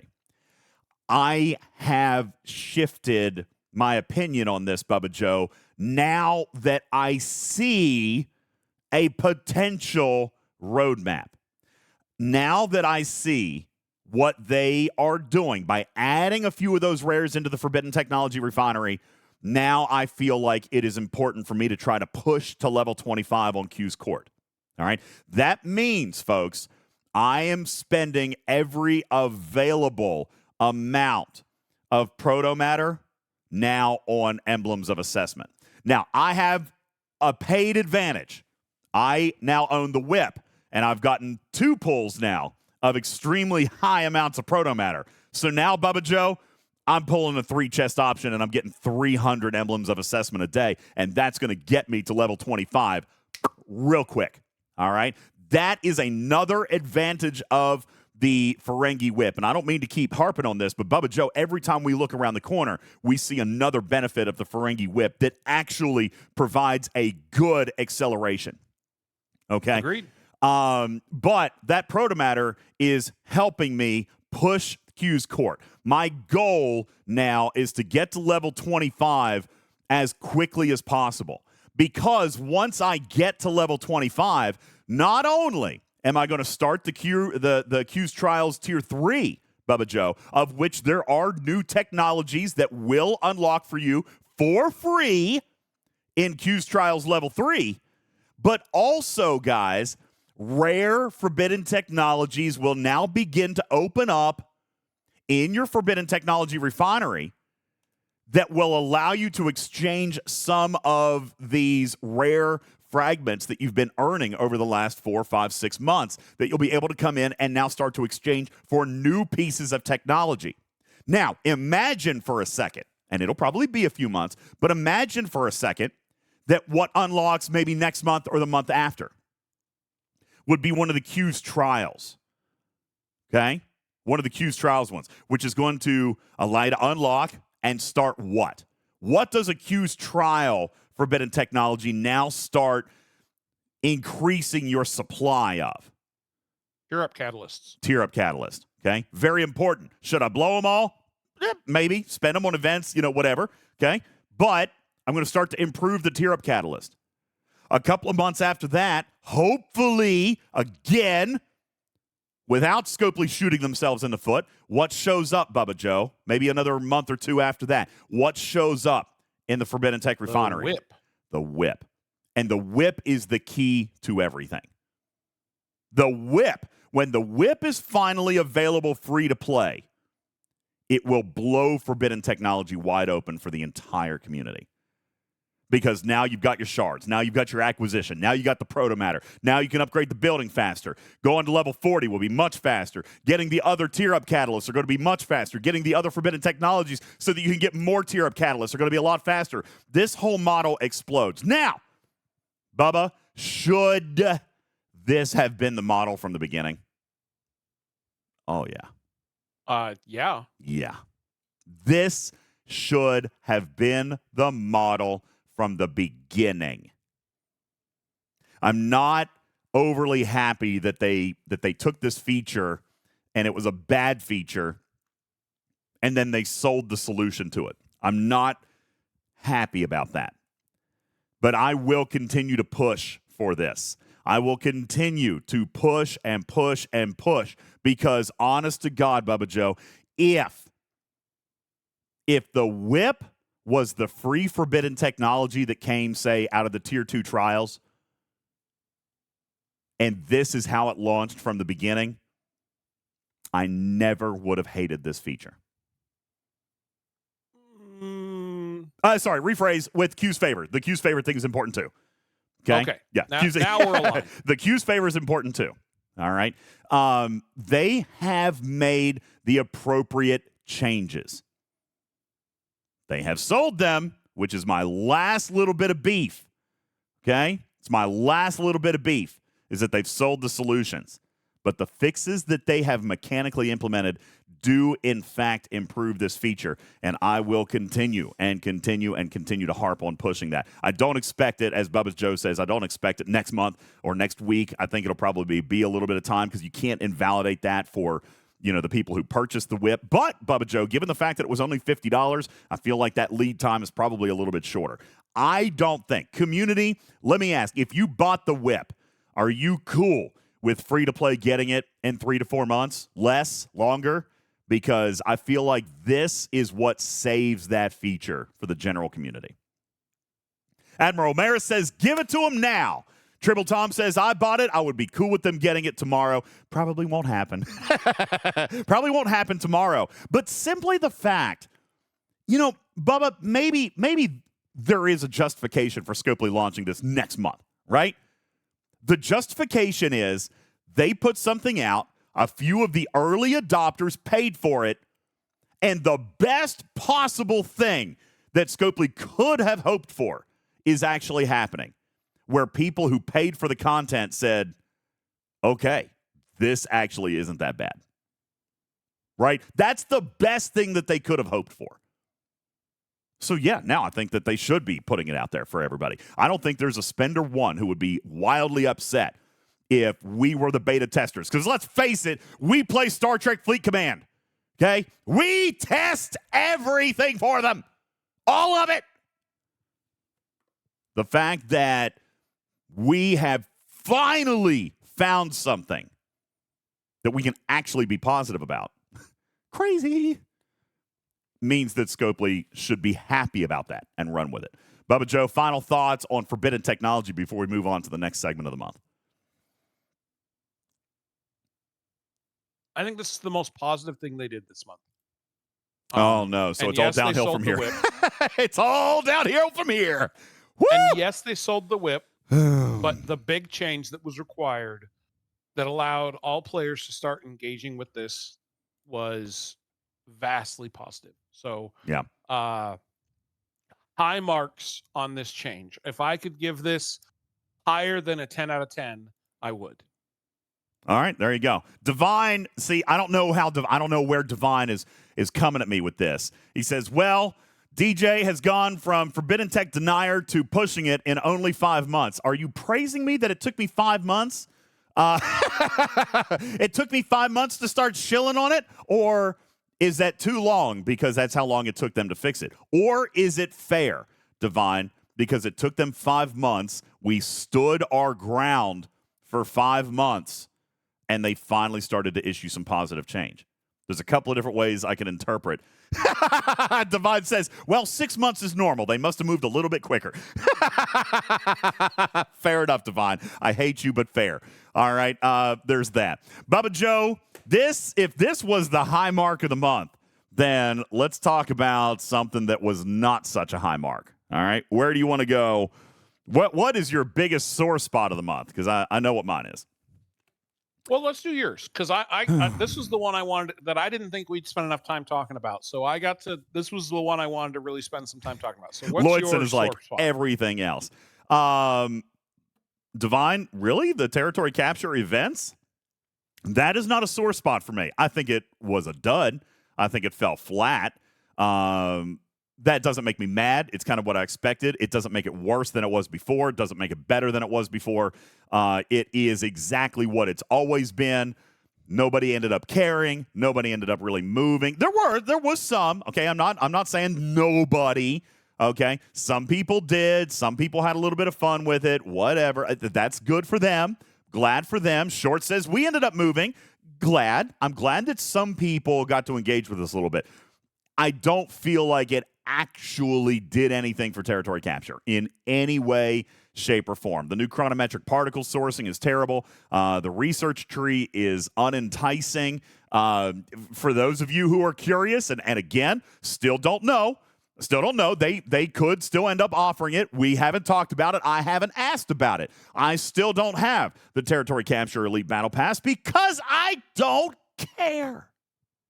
Okay, I just don't. So I don't know. Now, I'll tell you, the only reason that I may end up considering that, Bubba Joe, is, God, how the tables have turned. There's forbidden technology in here now.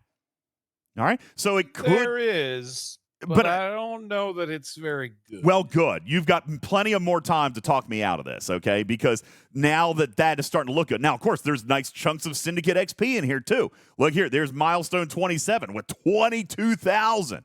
Syndicate XP. For the record, Benny Hill, I don't know. I haven't looked at any of these forbidden technologies yet, so I just don't know. All right? I haven't looked. Short says they kind of suck. Okay. Yeah, Divine says still 2 months to consider.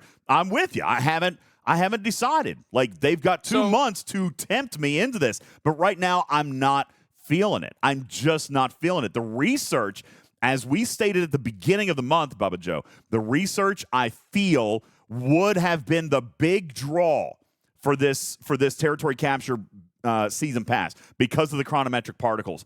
I am not seeing anything in here that just blows me away. I'm not seeing anything that just says, oh, man, that's my value. That's what I want.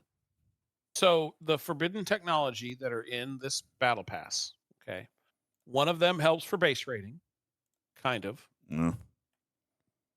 And then the other one helps for base rating again by making your amalgam a little bit better. All right, so what are we talking about? I saw the corrupted cybernetic implant in there. Mitigation. And then the Orion cargo transporter. Mitigation when attacking stations. Is mitigation still a thing? No. Okay. All right, well then forget that. And what was the other one? The Orion cargo transporter. Max cargo for surveys. Protected cargo for surveys, amalgam max cargo, which, by the way, amalgam max cargo is very deceptive, all right, because it's the amalgam ship ability that gives you all the good from the amalgam. It's not the base cargo, all right? So what is amalgam power effectiveness? What is that? What does that stand for? Amalgam Someone in the chat said it is very deceptive. The ship ability. Hugo, what does that do?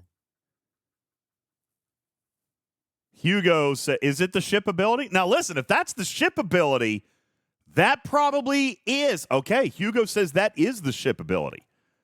Okay, then that is going to probably work a lot like Baitor. So 70% is where it maxes out. What's Baitor's effectiveness?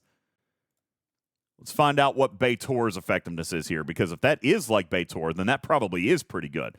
Baitor At tier 4 is a 34%. So maxing this FT would get you another 70%. I mean, that's probably not small, guys. If you like rating, I don't. Rating. Okay. Now, how much of a boost is it going to be, Sal? This is wildly subjective, right? It is completely different for every single player because and not even individually, but on the base, right? The base that you're going after. So really the best way to test this, guys, the best way to test this is to find a willing participant, or even when you're rating, right? Jonathan Ingram could probably tell you because he rated me for 2 trillion last night. Anyway, what you could do is take a scoop with your amalgam, then add Baitor, and see how much more you got. Okay, real simple. Baitor, depending on your tier of Baitor, mine is showing 34%. Okay, so see how much you get. And then if that's 34% and my maxed FT is 70%, I'm going to ballpark assume that the delta in adding Baitor, I could roughly double that. And that is about what that forbidden technology would get. Is it significant, Bubba Joe? It depends on the size of the base that you're rating. The larger the base, the more effective that forbidden technology will become. It also depends on if you have the amalgam skin, correct? All right, because it's also improving the base ability. So just kind of depends, guys. It is going to be very target dependent. It's going to be very player dependent. Nobody will have the exact same results. But if Baitor at tier 4 is 34%, then the forbidden technology at 70% is going to just fundamentally be better than Baitor. Depends on if you're a big raider, okay? I'm not really, it's not fun for me, really. But I know there's a lot of people that love that, okay? It's going to be really cool with incursions. Listen, with incursions, where points are scored on rating, wouldn't you like for you to score more points per scoop? That will allow you to score more points faster during incursions. Okay, cool. All right, there are reasons that technology could be good. Maybe that is incentive enough for you guys. Maybe that is incentive enough. Maybe that removes the pressure from the territory tree, Bubba Joe, and just makes it so that people want to chase the amalgam forbidden technology because they love rating and they love incursions. That's possible. Maybe that is the motivation instead of this research tree. To me, I'm not a big raider. I don't love this research. I haven't found my priority yet, Bubba Joe. Have you? No. Yeah. I mean, the research. The only reason I'm engaging in it is the research. Which research are you really liking here? Like what? I know you talked about Dezok Doe, Baleful Tactics, and Tan Kalung's Edge. You like those because they were isolatic damage, right? And then right after that, you've got isolatic defense. But that comes so late in the tree. Yeah, it comes so late in the tree. I know. It's going to take a long time to get there, right? I know. Metreon efficiency. Where was that one? Oh, don't get me started on those. This one over here. Metreon. We talked about that. In order to maximize the one that I think most people should want to do, the schematics revision, right, which allows you to add some additional efficiency to isoemulsion, which everyone can use. Yeah. You have to take all 3 of the particles that are individual particles to level 4 and the recompiled colliders for the Metreon to level 8. It's like, are you kidding me? Like, I don't care about those. People that have been in territory don't care about those. So, like, if it was granting the ability to get those particles, now people care about them. But just making it more efficient, no, that's stupid. Well, so, I will always praise efficiency. Okay, I will always praise efficiency. I like that. All right, but I kind of come back and just kind of point out, look how much progress has been made here. Okay, I've done 2 levels of schematics revision, which has arguably cost me 20, then 30. So there was 50, right? and I've done one level of isogen magnetism, which cost another 20. So I have earned 70 particles for research, and we are 1 month in. What? Now, in fairness, let me also admit, I would say an embarrassing fact, but I'm not embarrassed about it. Okay? Not embarrassed at all about it. Because, yeah, here we go. I am behind, guys, because I did not finish my Week 3 Territory Capture Season Pass event. I missed it. Remember, we were online. I got all the milestones except for the top one. So what was that, 24,000 points? 24,000 points, which would have gotten me to this next milestone. Would have actually gotten me to milestone 8. So roughly, is that where you guys are? Milestone 8? That sounds like it should be right. Yeah, that's right. Jonathan Ingram says, DJ not helping his alliance. What else is new? Shh. All right. Keedser, I'm not necessarily disagreeing with you. Okay, Itchy says I've done 100% completion. Itchy is at milestone 7. 123,000 points is what you've got, and I've got 108,000. Are you sure that's perfect? Oh, some of you guys had a TC today, so you're at 9. Okay. Wait, today? Is there an event up right now? Let's see. Oh, yeah, there's the new one. Okay. So 8 was right. Here's the new one. So, yeah, that's what it was, Bubba Joe. I missed the top milestone. I missed 14.3 thousand points. I missed 14. Now you can't complete it. Do we know that? Do we know that? Based on what Jules calculated, you could not miss the top milestone ever. I'm bummed. Well, then, you know what? Now I'm even less engaged. I mean, seriously, what's in the last milestone? Particles, an avatar, cool avatar. I like the avatar. Another avatar and more particles. What?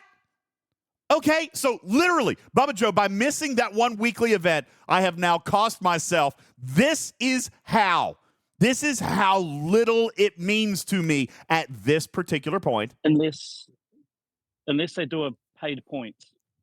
Which I still won't do. Because I'm here to tell you. 400 they have already. 400 There's a paid points pack. Oh, yay. I don't care. 400 chronometric particles over the course of 90 days. 400 particles over the course of 90 days. Hang on, DJ. Hang on. I was wrong. I'm sitting down. Ooh. I'm reading Jules' quote right here. You are wrong. I did the battle pass. Sit down and be wrong. You are wrong. Yep. If they keep running the exact same event, then we should be able to complete the battle pass with a couple, as in 2, of top milestones missed. Oh, but you I'm cannot still good. miss an entire event. Okay, can't admit. Well, I didn't. On the last one, I got all the milestones except for the top milestone. Okay, so yes, you can miss the top one twice. All right, well, there you go. But you cannot miss an entire I event. missed the whole one last week. K21 says, cool news, Bubba. I still don't care. Now listen, I'm glad to know that I could have missed that. Okay, I'm glad to know that I'm still in the hunt. But 400 particles, man. Like, it's just not, that doesn't excite me. Why? I agree with you, DJ. Other than the fact that there is research in here that I want to get to, but like, the way that they structured at least that first part of it makes me not want to engage in this research tree because of how they structured it and how slowly they're handing out particles. Now, I do want to point out, let's be very, very fair. All right, this is one on the other side of the aisle point that I'll bring up. Dragon Keeper, you're exactly right. Is this a free-to-play event? Yes. Is it free-to-play sourcing that you can't buy your way through? Yes. Do free-to-play out there have the exact same path of progression as Bubba Joe? Also, yes. From a design standpoint, from a grinder standpoint, from a paywalled standpoint, this is great. The content doesn't excite me, but the engine, the mechanic of this event, I'll give 1,000 thumbs up to. I'll give 1,000 thumbs up to it. The design of the event is purely, truly free to play with no paid access yet. I praise that design. It's just the contents of this feature are not super exciting to me yet. However, Bubba Joe, we've already seen in the chat, some people feel differently. Some people are excited about the amalgam forbidden technology. Some people will be excited, as you are, about some of that later research with the isolytic damage and stuff. Great. I'm not saying that you shouldn't be. I'm pointing out it's not super enticing to me. I haven't yet chosen to engage with it. I'm waiting for that other shoe to drop, so to speak, Bubba. I'm waiting for the golden carrot, if you will. But some of you guys have already seen your golden carrot, whether it's through the research or whether it's through the amalgam forbidden technology. Some of you guys have already found your golden carrot. And as far as the event design, it's very good. Bubba, talk about the mechanic of the season pass just for a moment. Do you find any major fault with it for its first run of iteration? You mean other than it being dumb? Well, it might be dumb to us because we don't really like it or whatnot. Boring, says Dragon Keeper. Very dumb, says Hunter. Nothing good, says Zod. Lloydson says Bubba Joe, right again. Guys, let's talk again. So take the we content. talked about the very first. Hang on. The very first week. Take the we content talked about out. How? Hang on. So we talked about it in the first week. We said, hey, this first week, this is the event we have. If they give us a different event next week, then we'll get to do a different event. We'll get to do like how they do with the normal battle pass. Like the first one is domination, and the second one is hostile hitting, and the third one is away teams assignments or something, right? So if they'd have done something where it's like the first week is go sit in territory, and the second week is go run some of those armadas, and the third week is something else, right? Then I'd have been like, okay, they're changing it up. I'm doing a different thing every week. Now that we've had 3 in a row that are the same thing, it's like kill people. Jonathan, kill people in territory. God, how many people have done a territory capture event where everyone just went and clogged up the system and nobody hit us someone else? Yeah. Because there was no point in doing it. Go do PvP in a territory? Yeah. I seem to remember people complaining about that at one time. I think we've had that. I'm not saying that that's the one I would have chosen, but I'm saying is there are so many things they could have done to keep this interesting and fresh from week to week, and they didn't. It's the same boring thing. And so no, I'm not excited about the event. In fact, this whole feature feels very uninspired.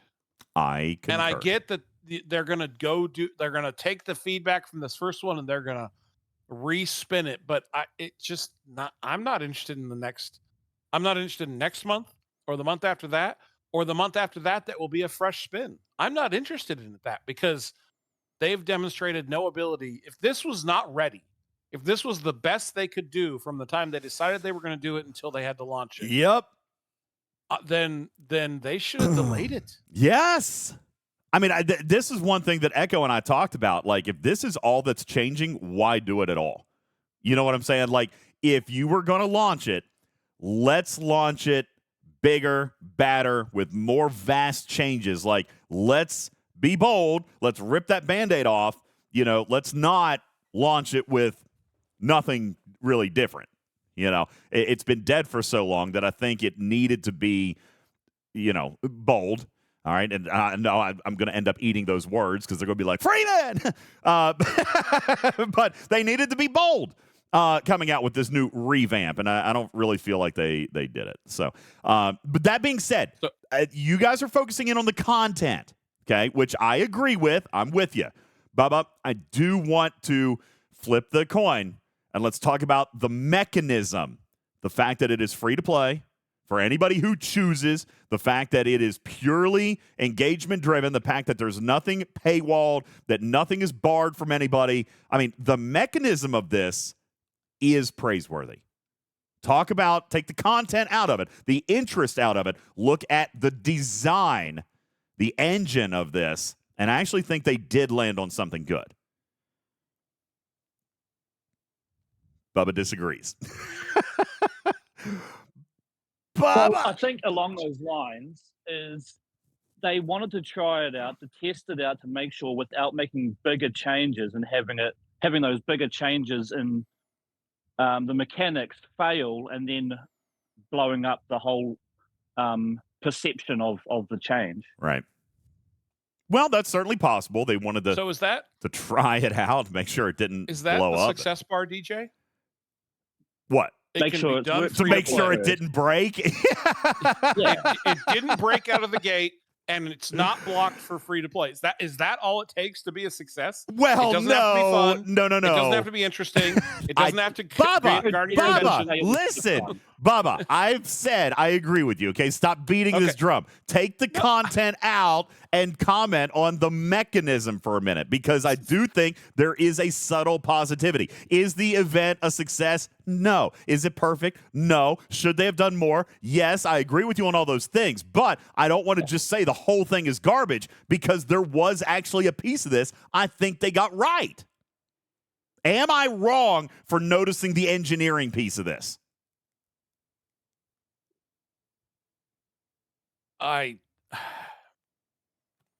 Again, it worked, so it's a success. Successful engineering. Okay, it worked, so it's successful engineering. That's the bar. If it does, I have a hard time saying, and I know that they've screwed up so many things, DJ. I am not explaining myself well.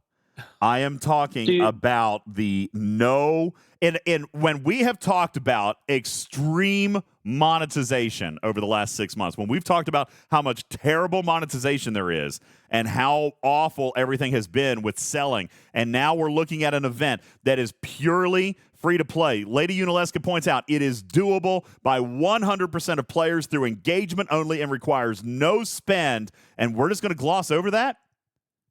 That's what I'm talking about, guys. That's what I'm saying.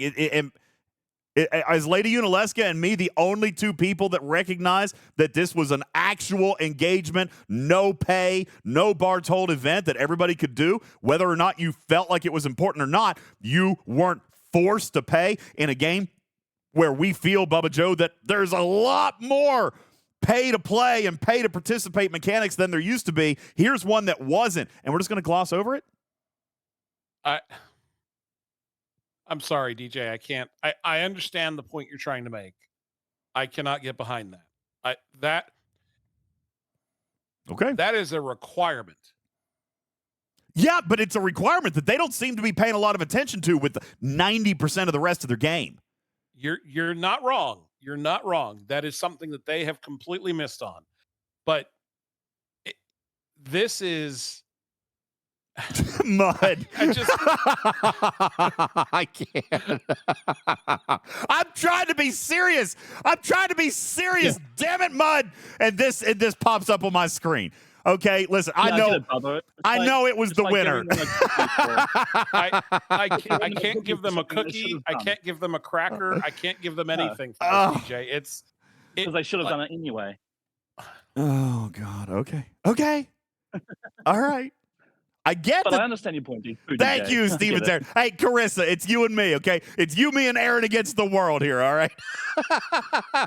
It's you, me, and Aaron against the world. It's fine. I get it. You guys are not willing to recognize that. I feel like I have to, okay? Because I feel like not recognizing that is just turning a blind eye to when things happen the way that they should happen. Just like you said, Bubba Joe, this should be a requirement. Unfortunately, it's a requirement that they forget about in so many other areas of this game. So when they do actually get one, I want to say, hey, by the way, we noticed that and would love for you to do this more. Okay, I don't think it's a low bar of expectations, guys. I think it's recognizing when they actually do something that it is that we demand. Okay, and Wolfwood, you're right. You're saying that they did their job for the first time. I don't necessarily, I'm not going to 100% agree with your verbiage there, okay? But yes, that is my point. This is what we have demanded. This is what we have called for, screamed for, yelled for, fought for, and they do it, and we're still going to piss on it? It's tough for me.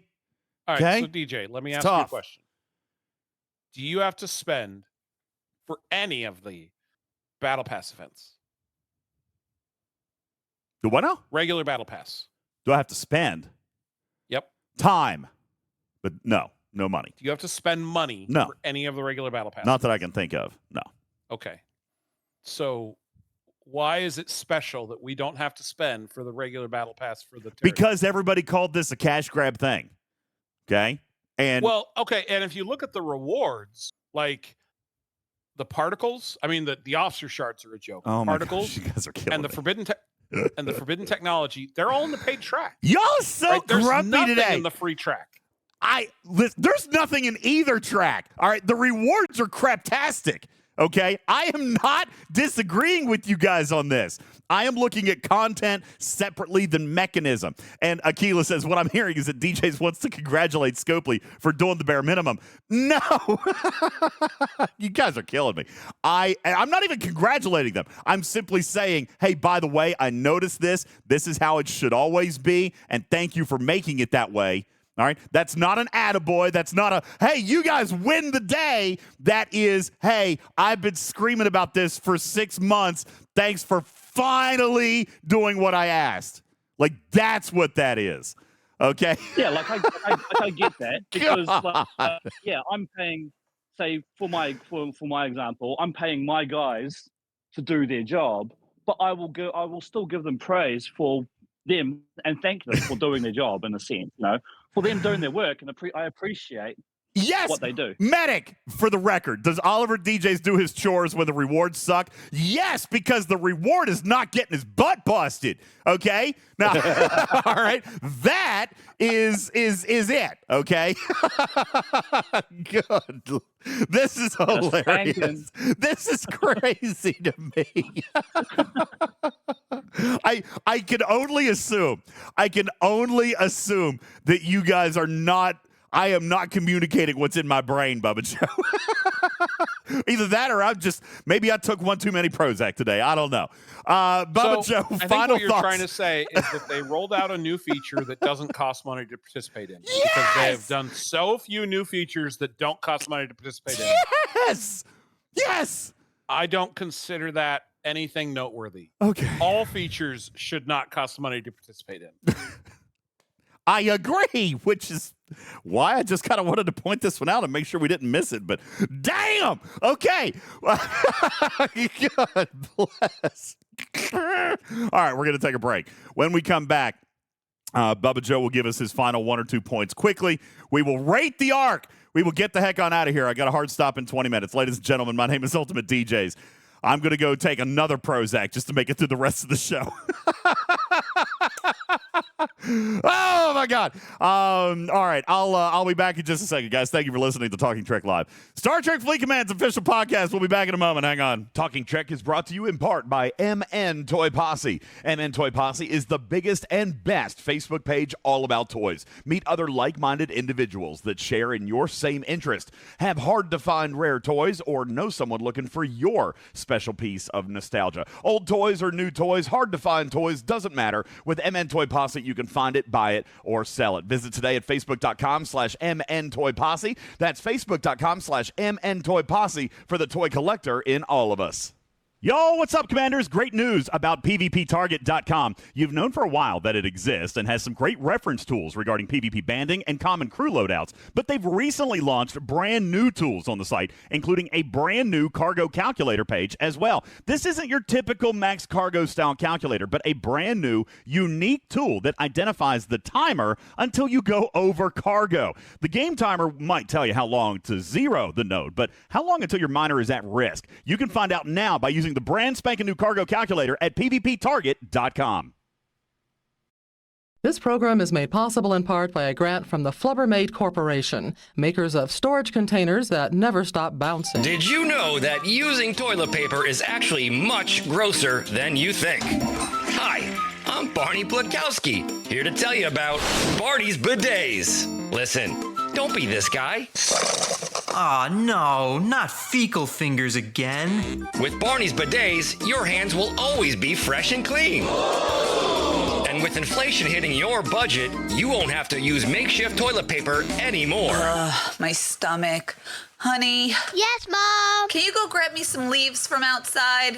So come on down to Barney's Bidets, where clean is what we push for your tush. Oh, cool. Just make sure you tell the kiddos. Did we get a new water fountain in the bathroom? Don't drink that. Introducing the Bet Betting app. The what? The Bet Betting app, the app that lets you bet on bets. You can bet on that? You bet you can bet on bets, and it's super easy. Just watch this guy. I'm going to bet that over 5 million people will bet on Taylor Swift being at the next Chiefs game. Wow, that is easy. And you can even bet on yourself. Now that doesn't make sense. Of course it does. We know you're such a degenerate, you won't even be able to control yourself either way. Good point. You betcha. Take your gambling problem to the next level with the Bet Betting app.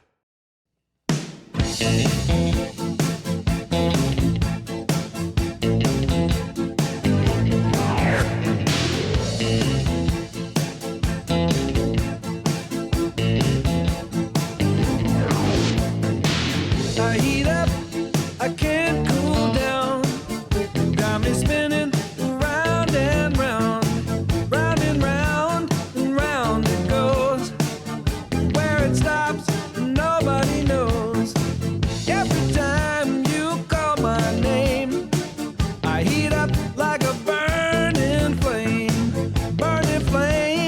full of desire. Kiss me, baby. Welcome back, everybody. Appreciate you being here. Woo!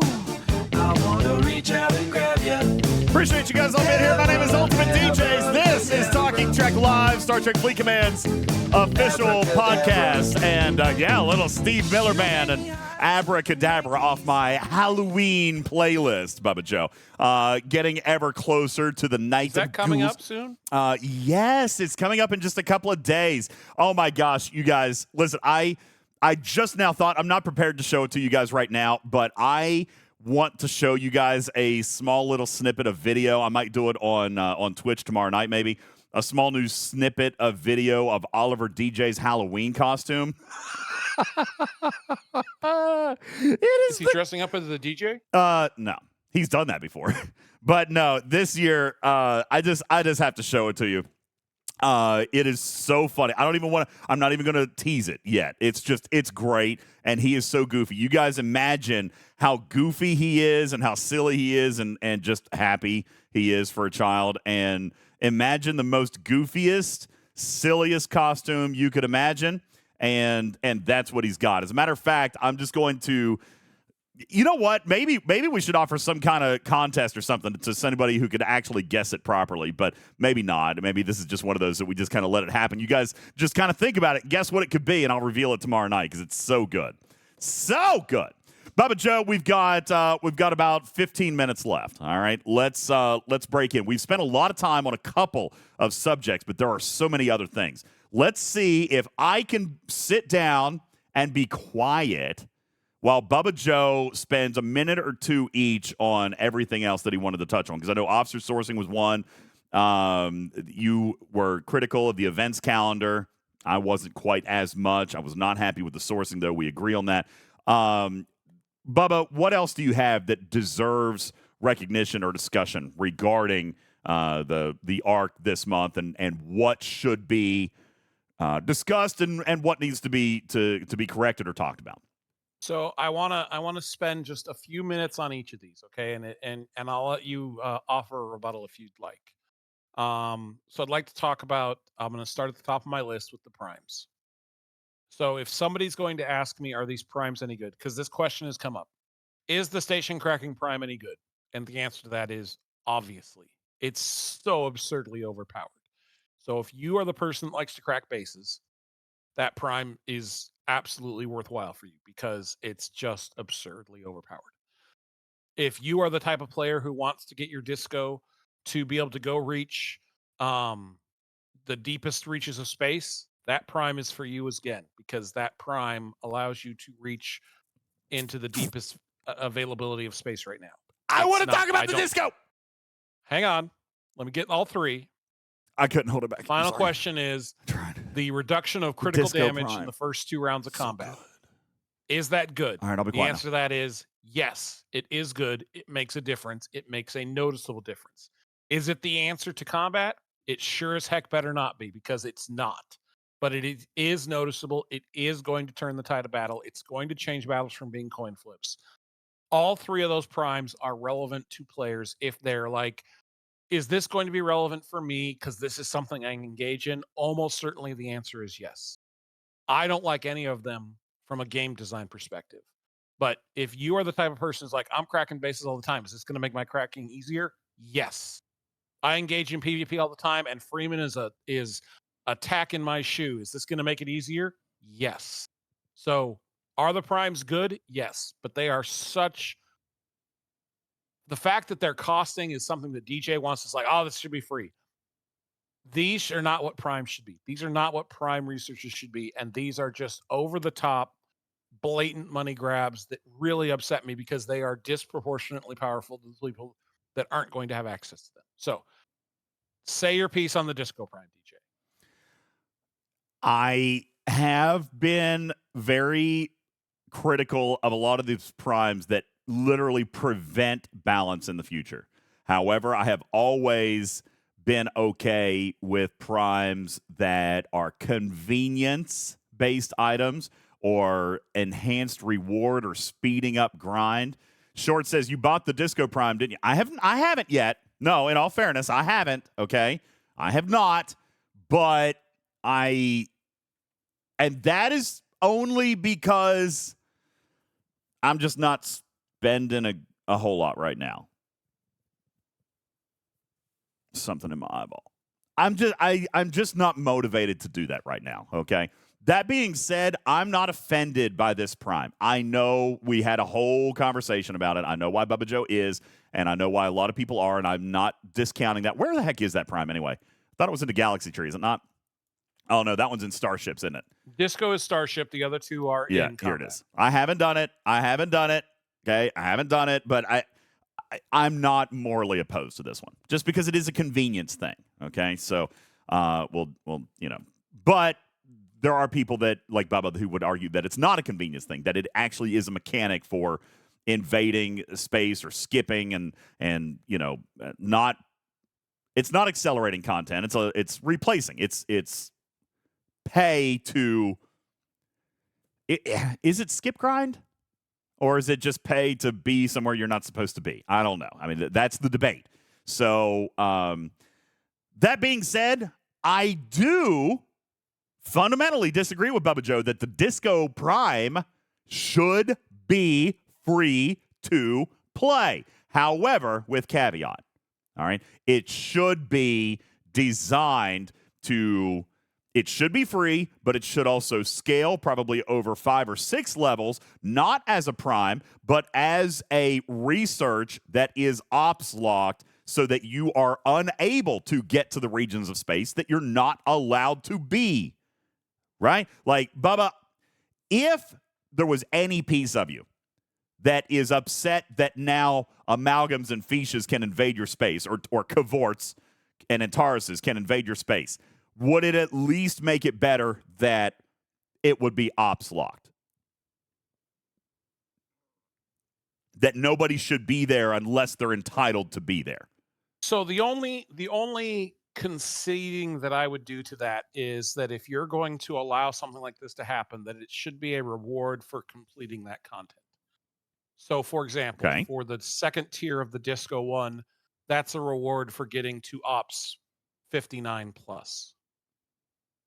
Okay, I could see that in its current form. Again, I don't think it should only be 2 levels, and I don't think it should jump that much. I think it should be, 5 levels with every even ops that gets you another 20 warp range or something like that, for the Disco. We already have that research. I know, and I think this research should have been an expansion of that research that continues to be ops locked and continues to provide additional benefit for where you are currently in the game. I want to be able to use Disco to where I can be in G5 space right now. Do I feel it necessary for me to invade your space up there at Warp 700 or Warp whatever you have, whatever level 60 is, I don't feel that I'm entitled to be there, okay? But I would very much like for my disco not to be sitting in mothballs because it can't get to level 56 space or level 55 space. I would very much like for it to be able to get there and service me where I am currently in the game. You see what I'm saying? That's what I want. So I would have redesigned this prime to not be a prime, but I do think the research should exist. Okay, I'll be quiet now. That's okay. All right. So that's all I wanted to say there. I wanted to make sure people were aware that these primes, if these are things that you engage in, are these primes relevant? And I think the answer to that for all of them is yes. It's not like they're broken primes. It's not like they added 100% to damage or like they did 3 months in a row. It's like, here's 200% to explorer damage. All of those are worthless. Don't spend money on those. These are actually good, but was such an overreaction. And good is not the correct term. They are effective. Effective. Yeah. They are powerful. Yes. Yeah, they are not good by any stretch of game design. All right, Bubba Joe, next topic. Officers. All okay. right, so Ta'ana is going to be, assuming they don't just mothball isolated damage, okay, and come out with something new. Assuming that's the case, Ta'ana is going to be useful. But I think that the other three, the two that we got last month and the one we got this month, I think we have another case of the pick officers, where one of them is useful because of the scenario they exist in, and the other two were completely worthless. And I think that's what we got. Really? And my point is that which one is the good one? Huh? Which one's the good one? It's out of curiosity. The only one that pairs up with Interceptor Strike Team. Because we've talked about the benefit of isolated damage is criticals. Mm-hmm. And getting that additional tier up of damage on top of the critical damage. And that means that the one that's Battleship, like, sure, you're adding 10% to your damage for the 75 shots you fire, but it's just 10% of your damage, right? You're not criticaling all that often, if at all. You just have your base critical chance. Same thing for Explorer Strike Team. There's no enhancement to critical more often. It is just when you would randomly critical, you're going to be able to see that benefit. So now, does that mean that the officers are terrible? Well, they have some ability in below decks. They have, but I think that as far as being really good bridge officers, we're talking about one of the three being really good and the other two just being something that you can put on the ship. I don't know, man. I think. Go ahead. I think Ransom provides nothing but improvement to the Explorer Strike Team. I mean, to replace Pawn, right? In PvP, not necessarily talking about base defense, but in PvP, Pawn did nothing. He literally did nothing. So having any ability there. No. Was it a Kataka? Sorry, Kataka. I'm mixing them. Sorry, my bad. I'm mixing them. I don't fly him. That's why I don't know. Jonathan is like, you dumb guy. I don't know. I don't fly him. All right. He didn't say guy. Yeah, I know. I'm using the PG version of his words. All right. Thank you. So Ikataka. Yes, as a replacement to a Kataka. Yes, absolutely. It is a step up. Yeah, that is true. But it's not a game-changing step up like the one that we get for Interceptor Strike Team, and it's not like it's not even like you're replacing an officer that literally did nothing. Yes. With an officer that does a little bit of something. Yeah. And so I think that that's my frustration is that, like, yes, they had to pair them with Battleship Strike Team because then they would have had no relevance if they don't. But it's not as big of an effect as I was thinking or hoping they might be, except for the one that obviously has the built-in critical boost. So I guess what I'm trying to say is that I think that these officers are fine. If you were able to unlock them, you are going to be better off than having not. But I don't think that it's not as exciting as it once was. And now, again, if they fix PvP and rebalance some of this so that criticals are not the game changer that they currently are, then yeah, that we might have something here. We might have the start of some toolbox, right? Do you want to go with extra damage, or do you want to go with shield bypass, or do you want to go with lower critical chance, or do like if they can expand upon the toolbox that can now you can have Interceptor, Explorer, and Battleship Strike Team, and they really be a Swiss Army knife of what you're trying to do, well, that's different, right? But right now, this is just kind of, it's not as exciting as I thought it was going to be when we saw what Freeman could do with all criticals all the time. Yeah. Do you believe, and I think you alluded to this, so I'm gonna come back and ask this question because I want to be really clear about this. We maintain that the state of damage output, criticals, hull breach continue to plague the PvP component of this game. But we also claimed that, for example, Dr. Ta'ana in a silo was going to be a very well-designed officer to interact with the other lower deck PvP officers in a silo, like in a completely isolated testing environment. Yes. Do you believe that all of these officers have been decently balanced on their release? As in, is this as chaotic or as destructive to the game as the original Strike Team was? Well, so I mean, it's hard to evaluate, right? Because what would the original, like, these are all part of the Strike Team, right? They are a piece of Strike Team. And so do they change come out it with Strike Team? Do they do they change everything enough to the point where, like, the original time was if you didn't pay for Strike Team, and these were paid. Let's not pretend that there was great sourcing on any of these. These were paid guys as well. If you don't invest into the lower decks PvP officers, do you still have an opportunity in PvP if you took damage output out of the equation? So I think that, so let me reword your question to see if I can get at what you're kind of trying to ask. With the exception of Freeman, if I have Strike Team today and I did not get these lower decks officers, do I still have a chance, or am I pwned in combat? Is that what you're trying to get at? Yep. And I think the answer is you're not pwned. I don't think you're pwned. If you throw Freeman out, okay, I think that with these officers, you have an additional benefit. But so for Battleship Strike Team, let's talk about each of these individually very quickly. I know you're hard pressed on time. With Battleship Strike Team, you're either giving up shield bypass or the delay shot, right? Well, the delay shot can be relevant because then you're not getting any isolated damage, right? So I think that it's a tool that Battleship Strike Team could use, okay? Interceptor Strike Team, you're either giving up additional critical damage or critical chance or reduction of critical damage to your opponent, right?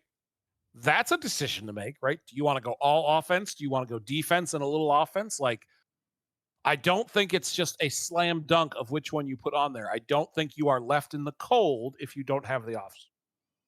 And for Explorer Strike Team, as you said, this is just an improvement to what's Explorer Strike Team. You know, Akataka can be thrown away, never to be seen or heard from again. You put him on there, and it's better. But I don't think you're left in the cold because, again, you're paired up against another different version of Strike Team. But I don't think you're like, I can't compete because I don't have this officer. Like, I think that Explorer people were already trying to find alternate crews to make their Explorer better. So I don't think you're completely left in the cold, but I think it allows you the option of, do I want to have a defensive ability and an offensive ability, or two offensive abilities, or do I want to have an alternate offensive ability, right? I think that is the option that each of these gives you. In addition to, if you're not going to run 3 ships, you put them below deck and you have this built-in isolated defense effect, right? So I think that you are not left in the cold, but I think you benefit from having them. Do they imbalance Freeman the game? Is the difference. Do they imbalance the game as much as the introduction of the original Strike Team? Again, I don't know what to say. So if this came out, if the original Strike Team was not there and this came out as an officer package that you could pair up with other officers, I think that we'd be pairing them with Honor Guard Worf, and then we'd have the same problems we'd be having right now, right? If you're asking me, does this take a step up in terms of battleships? You know, when Strike Team released, that was a huge step up in terms of PvP combat effectiveness. If you're asking me if we get that same huge step up in PvP combat effectiveness with these 3 officers specifically, I think the answer is no. Okay. I think that Freeman is, but I don't think these 3 officers are. Okay. Fair point. And some of the chat actually agreeing with you. Bubba Joe, final 60 seconds on anything else that deserves discussion as we get ready to prepare final ratings and bounce out of here tonight. All right. So my last thing I want to talk about is the story. I mentioned last month that I felt the story was a little bit off. Like it was just silly to be silly, but it didn't really match up with the characters. I felt this month was a lot closer to the way the characters would act and the things they would say. And I felt that the story of the missions this month was significantly improved, a lot closer to the first 2 months that we got of Lower Decks. So I'm 100% on board with the missions that we got this month. I think that was another place where they knocked it out of the park, in my opinion. Yeah, I thought missions were pretty good. On that note, not to get on a tangent at all because I don't have time to, but Bubba Joe, I might have somebody's I'm sure going to get angry at me for this. I might have experienced my first Lower Decks episode that I wasn't crazy about. The cave episode. I don't think I enjoyed that. But am I wrong? Did you guys really like that one? Because I didn't like that one. That might be the first Lower Decks episode ever that I was like, yeah, I wasn't feeling that, to be to be honest with you. Bubba, did you watch this past Thursday's episode? I am at least a couple of episodes behind. Oh, okay. Well, yeah, no spoilers. I said this past Thursday's episode was strange to me. It and maybe that was the trope, Captain Planet. Maybe that was the joke. All right. You know, how that ended up happening, but it just didn't land with me, really, so to speak. So anyway, we can talk more about that a little bit later. It just wasn't my favorite one. So there's that. There was something else that I was going to add. Oh, somebody talked about event rewards. Okay, guys, I agree. We didn't get a bunch of loot this month, but there was still rewards. Like I think this one was deceptive because there were a lot of events that still paid resources and materials. You're right. We didn't get a lot of loot. I think part of that, Bubba Joe, when I was talking to them, I think part of that came down to the Dabo mechanic is starting to approach its end of life. It needs to be redesigned, with the rewards that are in it and the limits and the payouts and all that stuff. What ended up happening last time we had it, if you guys remember, they had to increase the number of redemptions that they had to get several times, right? Like they had to increase. I think it went to 70 one time, then it went to like 75 or 100 the next time. They had to increase it because everything that they gave was in that. This month, they gave some event store loot where we could go up and kind of pick your rewards. But there were a lot of other events. I mean, more than half of the events still paid resources and materials. All right. I don't think this month was really necessarily horrible when it came to event rewards, other than the calendar was light. All right. The calendar was light. I've agreed with you guys all on that. But the events or the rewards per event were not that bad. But there were definitely many, many fewer events that paid that event store loot. Bubba, I don't know. Did you end up finishing any one pull? Because I don't think I did. So that means that we got less than 50. That means that we got less than 50 pulls, which is not characteristic. But when I was kind of looking at the events that paid that event store currency, it dawned on me, and you guys can go back and look at stfc.space when we went back and looked at how many of the events actually paid those tokens as compared to normal resources and materials. It really wasn't that many. I wonder, Bubba Joe, what the motivation is behind that, other than maybe just scaling it back a little bit so that they didn't run into problems with limits. And I'm not exactly sure. I think that just means that the Dabo tables have kind of reached the end of life and they need to be redesigned. I don't think it's a bad mechanic at all, but I do think this month that they could have used the Dabo tables 100% exclusively and we would be screaming about the rewards, right?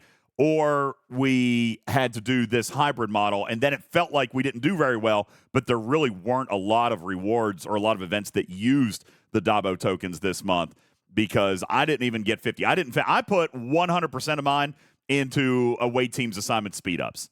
I know that sounds crazy, but that's what I did. And I didn't finish that one.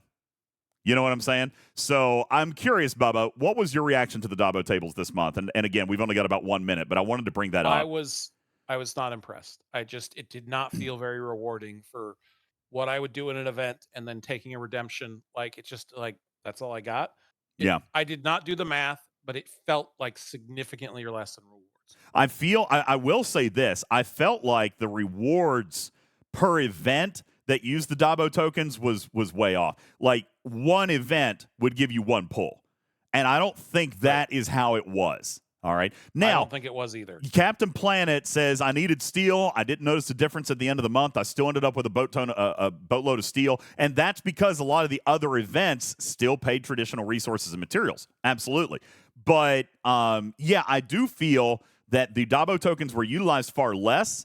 And Bubba's right. The effort per, like, it used to be that if we did an event, we got 2 or 3 pulls of the Dabo tokens. This time it didn't pan out that way, Bubba, which might have been by design to keep our pulls on the lower end. So that because remember, last time we got 3-4 pulls per event, but that's also when they gave 250 pulls.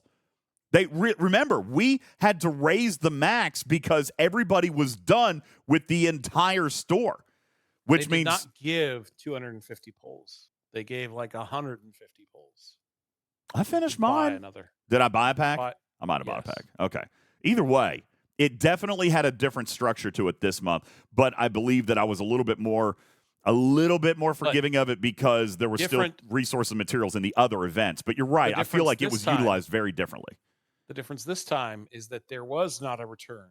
Like, if you bought the pack that gave you pulls, yes, you did not get a pack's worth of material. Correct. That math I did do. Yeah, because they raised. So, yeah, Aardvark says, and actually, this is good. I'm really glad that you remember this. He said previous Dabo events paid out $12,000 in currency and pulls were only $3,000.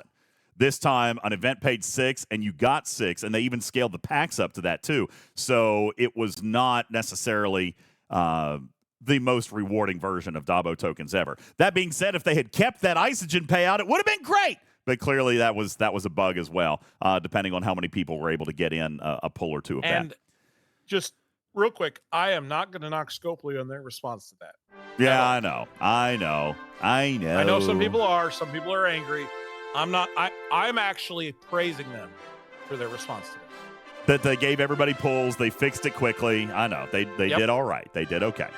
All right, ladies and gentlemen, time for final ratings because we got to get ready to bounce on out of here. Steven Zarin and Putz are on the stage. By the way, thank you guys so very, very much to the 535 people that are in our live audience right now. Bubba Joe, it's continued to creep up throughout the day. So thank you guys, no matter what medium that you're watching on, whether it or listening on, whether it's on podcast, Amazon, YouTube Music now. Apparently we got podcasts on YouTube Music, iTunes, iHeartRadio, anywhere, whether it's on YouTube, Twitch. Thank you guys so very much. I really appreciate you consuming the content of Talking Trek. Bubba Joe, let's wrap it up. Put a pin in October. Steven Zarin is here, Putz is here, and I would like to get your grades out of chat, your ratings rather, on a scale of 1 to 10, where 1 is not at all satisfied. Very unique ratings these days. I know. 1 is not at all satisfied, 10 is extremely satisfied, and 5 is neither satisfied nor dissatisfied. At You Suma, cannot punch in "I threw up"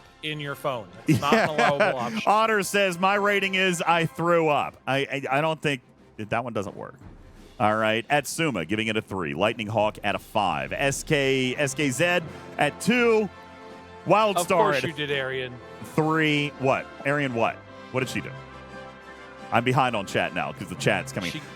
I saw you, Arian. It's fine. Keep going, DJ. Okay. Dave giving it a 4. Great Blue a 3. Martin a 5. Beam Me Up a 4. Major Samo at a 4. Lumi at a 7. Evo at 3. Delurch at 4. Tarpy at 4. Triple Tom at an 8. Sebkino at a 3. Enterprise Actual at a 5. Keenzer at a 1. Admiral Maris at a 3. Kelrick at a 5. Sir Tail at a 4. Arian at a 6.9.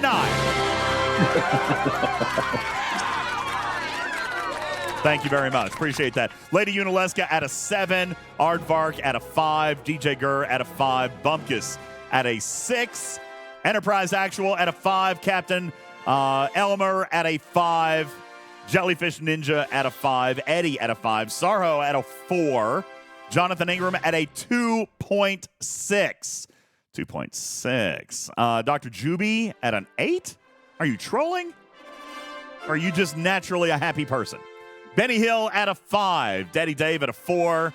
Dark Tree Gaming at a 4. Bubba Joe, let's get your final ratings here. All right. So there are obviously things that we've talked about all month long that I did not like. But I said at the beginning of this that I was so overjoyed with the changes they made to Forbidden Technology. Like, beyond overjoyed. Like, this is such a positive change to that feature. Now that feature feels like it's something worth engaging in. I think Ta'ana is going to have a use when they fix PvP. And I think that I just overall, like, there is things to like. But then again, we have the territory thing. And we have, events being a little lax and not as many rewards. So, but I feel that overall there was more positive than negative, and I feel it was better than last month. So I'm going to give this a 4.5. Wow. Okay. It's a little better than I would have expected out of you, Bubba Joe. I cannot emphasize how much changing that success rating on Forbidden Technology is influencing my outlook, because part of the frustration with Forbidden Technology is I saw there was usefulness. I saw there was something to engage in. I saw it was something that could keep my interest in this game a little bit longer and work towards, but not if I was just throwing all of my resources away every time I tried to engage in it. Yeah. So this is such a positive thing in terms of my interaction with this game. I cannot emphasize that enough. So you still give the arc below a 5, though, so you're still dissatisfied with the arc? I gave it a pie last month, and I think I gave it a 3 the month before. This is a high mark for recent months. Okay, fair enough. Well, I'm crazy enough. I'm actually not that far off from you. Ironically, guys, I am going to give a worse grade than Bubba Joe. I was going to give the arc a 4. Mainly because there were a couple of good things. I acknowledge and appreciate some of the positive moves that were made, but I am still dissatisfied. I am very, very dissatisfied with officer sourcing. I think that was a terrible, terrible, terrible fail.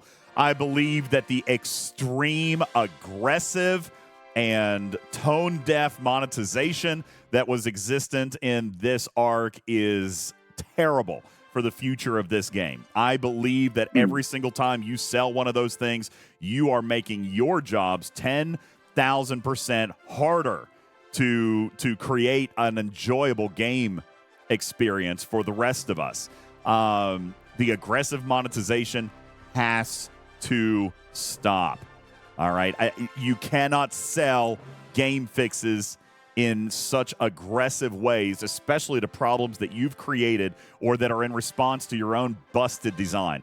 That and officer sourcing this month are my biggest detractors. I feel like territory capture could have been great. It wasn't. It was a dud. I am happy with the whip, which, crazy enough, is a paid feature of the month that I was satisfied with. And now I am also positive that I can start to see light at the end of the tunnel when it comes to the Forbidden Technology acquisition path. That being said, everything kind of rounds out, and I'm still not happy. I am not happy with the state of this game. And for that reason, I am dissatisfied. Therefore, cannot be above 5, Bubba Joe, and cannot be even a 5, because I am not satisfied nor dissatisfied. I actually am unhappy with the state of the game. Therefore, I give it a 4 for me here at this particular time. Community, that's what we got. Bubba Joe, final thoughts, because we're a little bit late. No, I don't have time for a hint, mainly because I haven't had my meeting yet. I haven't written one yet, and I've already told you guys about the disastrous things that are coming. So that's Listen, I already gave you one, the big reset thing, okay? I told you about the great reset. You remember, Bubba Joe? I told him. I told him about the great reset, okay? That's it. That's all you got. All right, so there you go. Remember in olden times, DJ? I didn't get to give my grade. All right, very quickly, because I'm already 6 minutes late to leave. Really quickly, they didn't double down. They tripled down on the irrationality. They get 3 negative ones from That me. is not a thing. You cannot. No, hold on. Got it. Since this was the second month of this, I'm going to square root all of my negative ones, and I will get negative I. For all of you math nerds, negative I is my grade. Hey, how do you answer that on your touch tone keypad? Huh? Use a scientific calculator. Oh, my God. All right. Thank you, Putz. I appreciate that. That's going to do it for us today. Guys, thank you so very much. I appreciate it. Bubba Joe, appreciate you as always. Thank you for being here. I appreciate all of you guys in the audience. Thank you so very, very much for listening. Thank you for watching. Thank you for being here live. Thank you guys so very, very much for everything that you do. I'd like to invite you over to our website at TalkingTrekSTFC.com. That's TalkingTrekSTFC.com, where you can go and find links to all of our channels, our YouTube, our Twitch, if you're not there already, our merchandise store. Oh, my gosh, Bubba Joe, I forgot to tell you, Bubba Joe, we have launched, third time's a charm, right? Third time's the charm. We've launched a brand spanking new merch store now with like 3 times the number of products and customizable requestable products. Like if there's something that you don't see in there, so much easier for us to add. There is a whole new lineup of stuff in there. So if there's something old that you would want, like a blanket or a hoodie or something like that, you can check that out. But there's a ton of new. Vic says DJ's leggings incoming. They're already there. Yes, there's leggings and pajama pants and pillows and lunch boxes and mugs. Yes, there may or may not. It's not a real Scopely mug, all right? We made a knockoff version. Does the sticker stay on after you wash it? I think it does. Which makes it automatically better. I was going to say, is it a knockoff when it's better then? Yeah, I don't know how that works. How's that math work?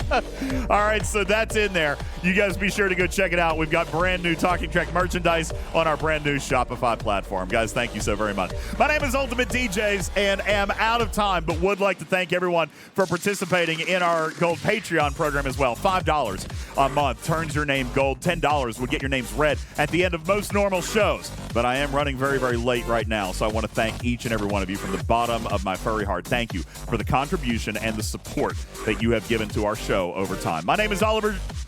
I was reading Oliver's post there. Thank you. That's not Oliver's face. My name is UltimatDJz, saying thank you so very much. I'm your friendly neighborhood cat person saying meow for now. Love you, man. To catch you on the next one, everybody. Appreciate you. Meow. Bye.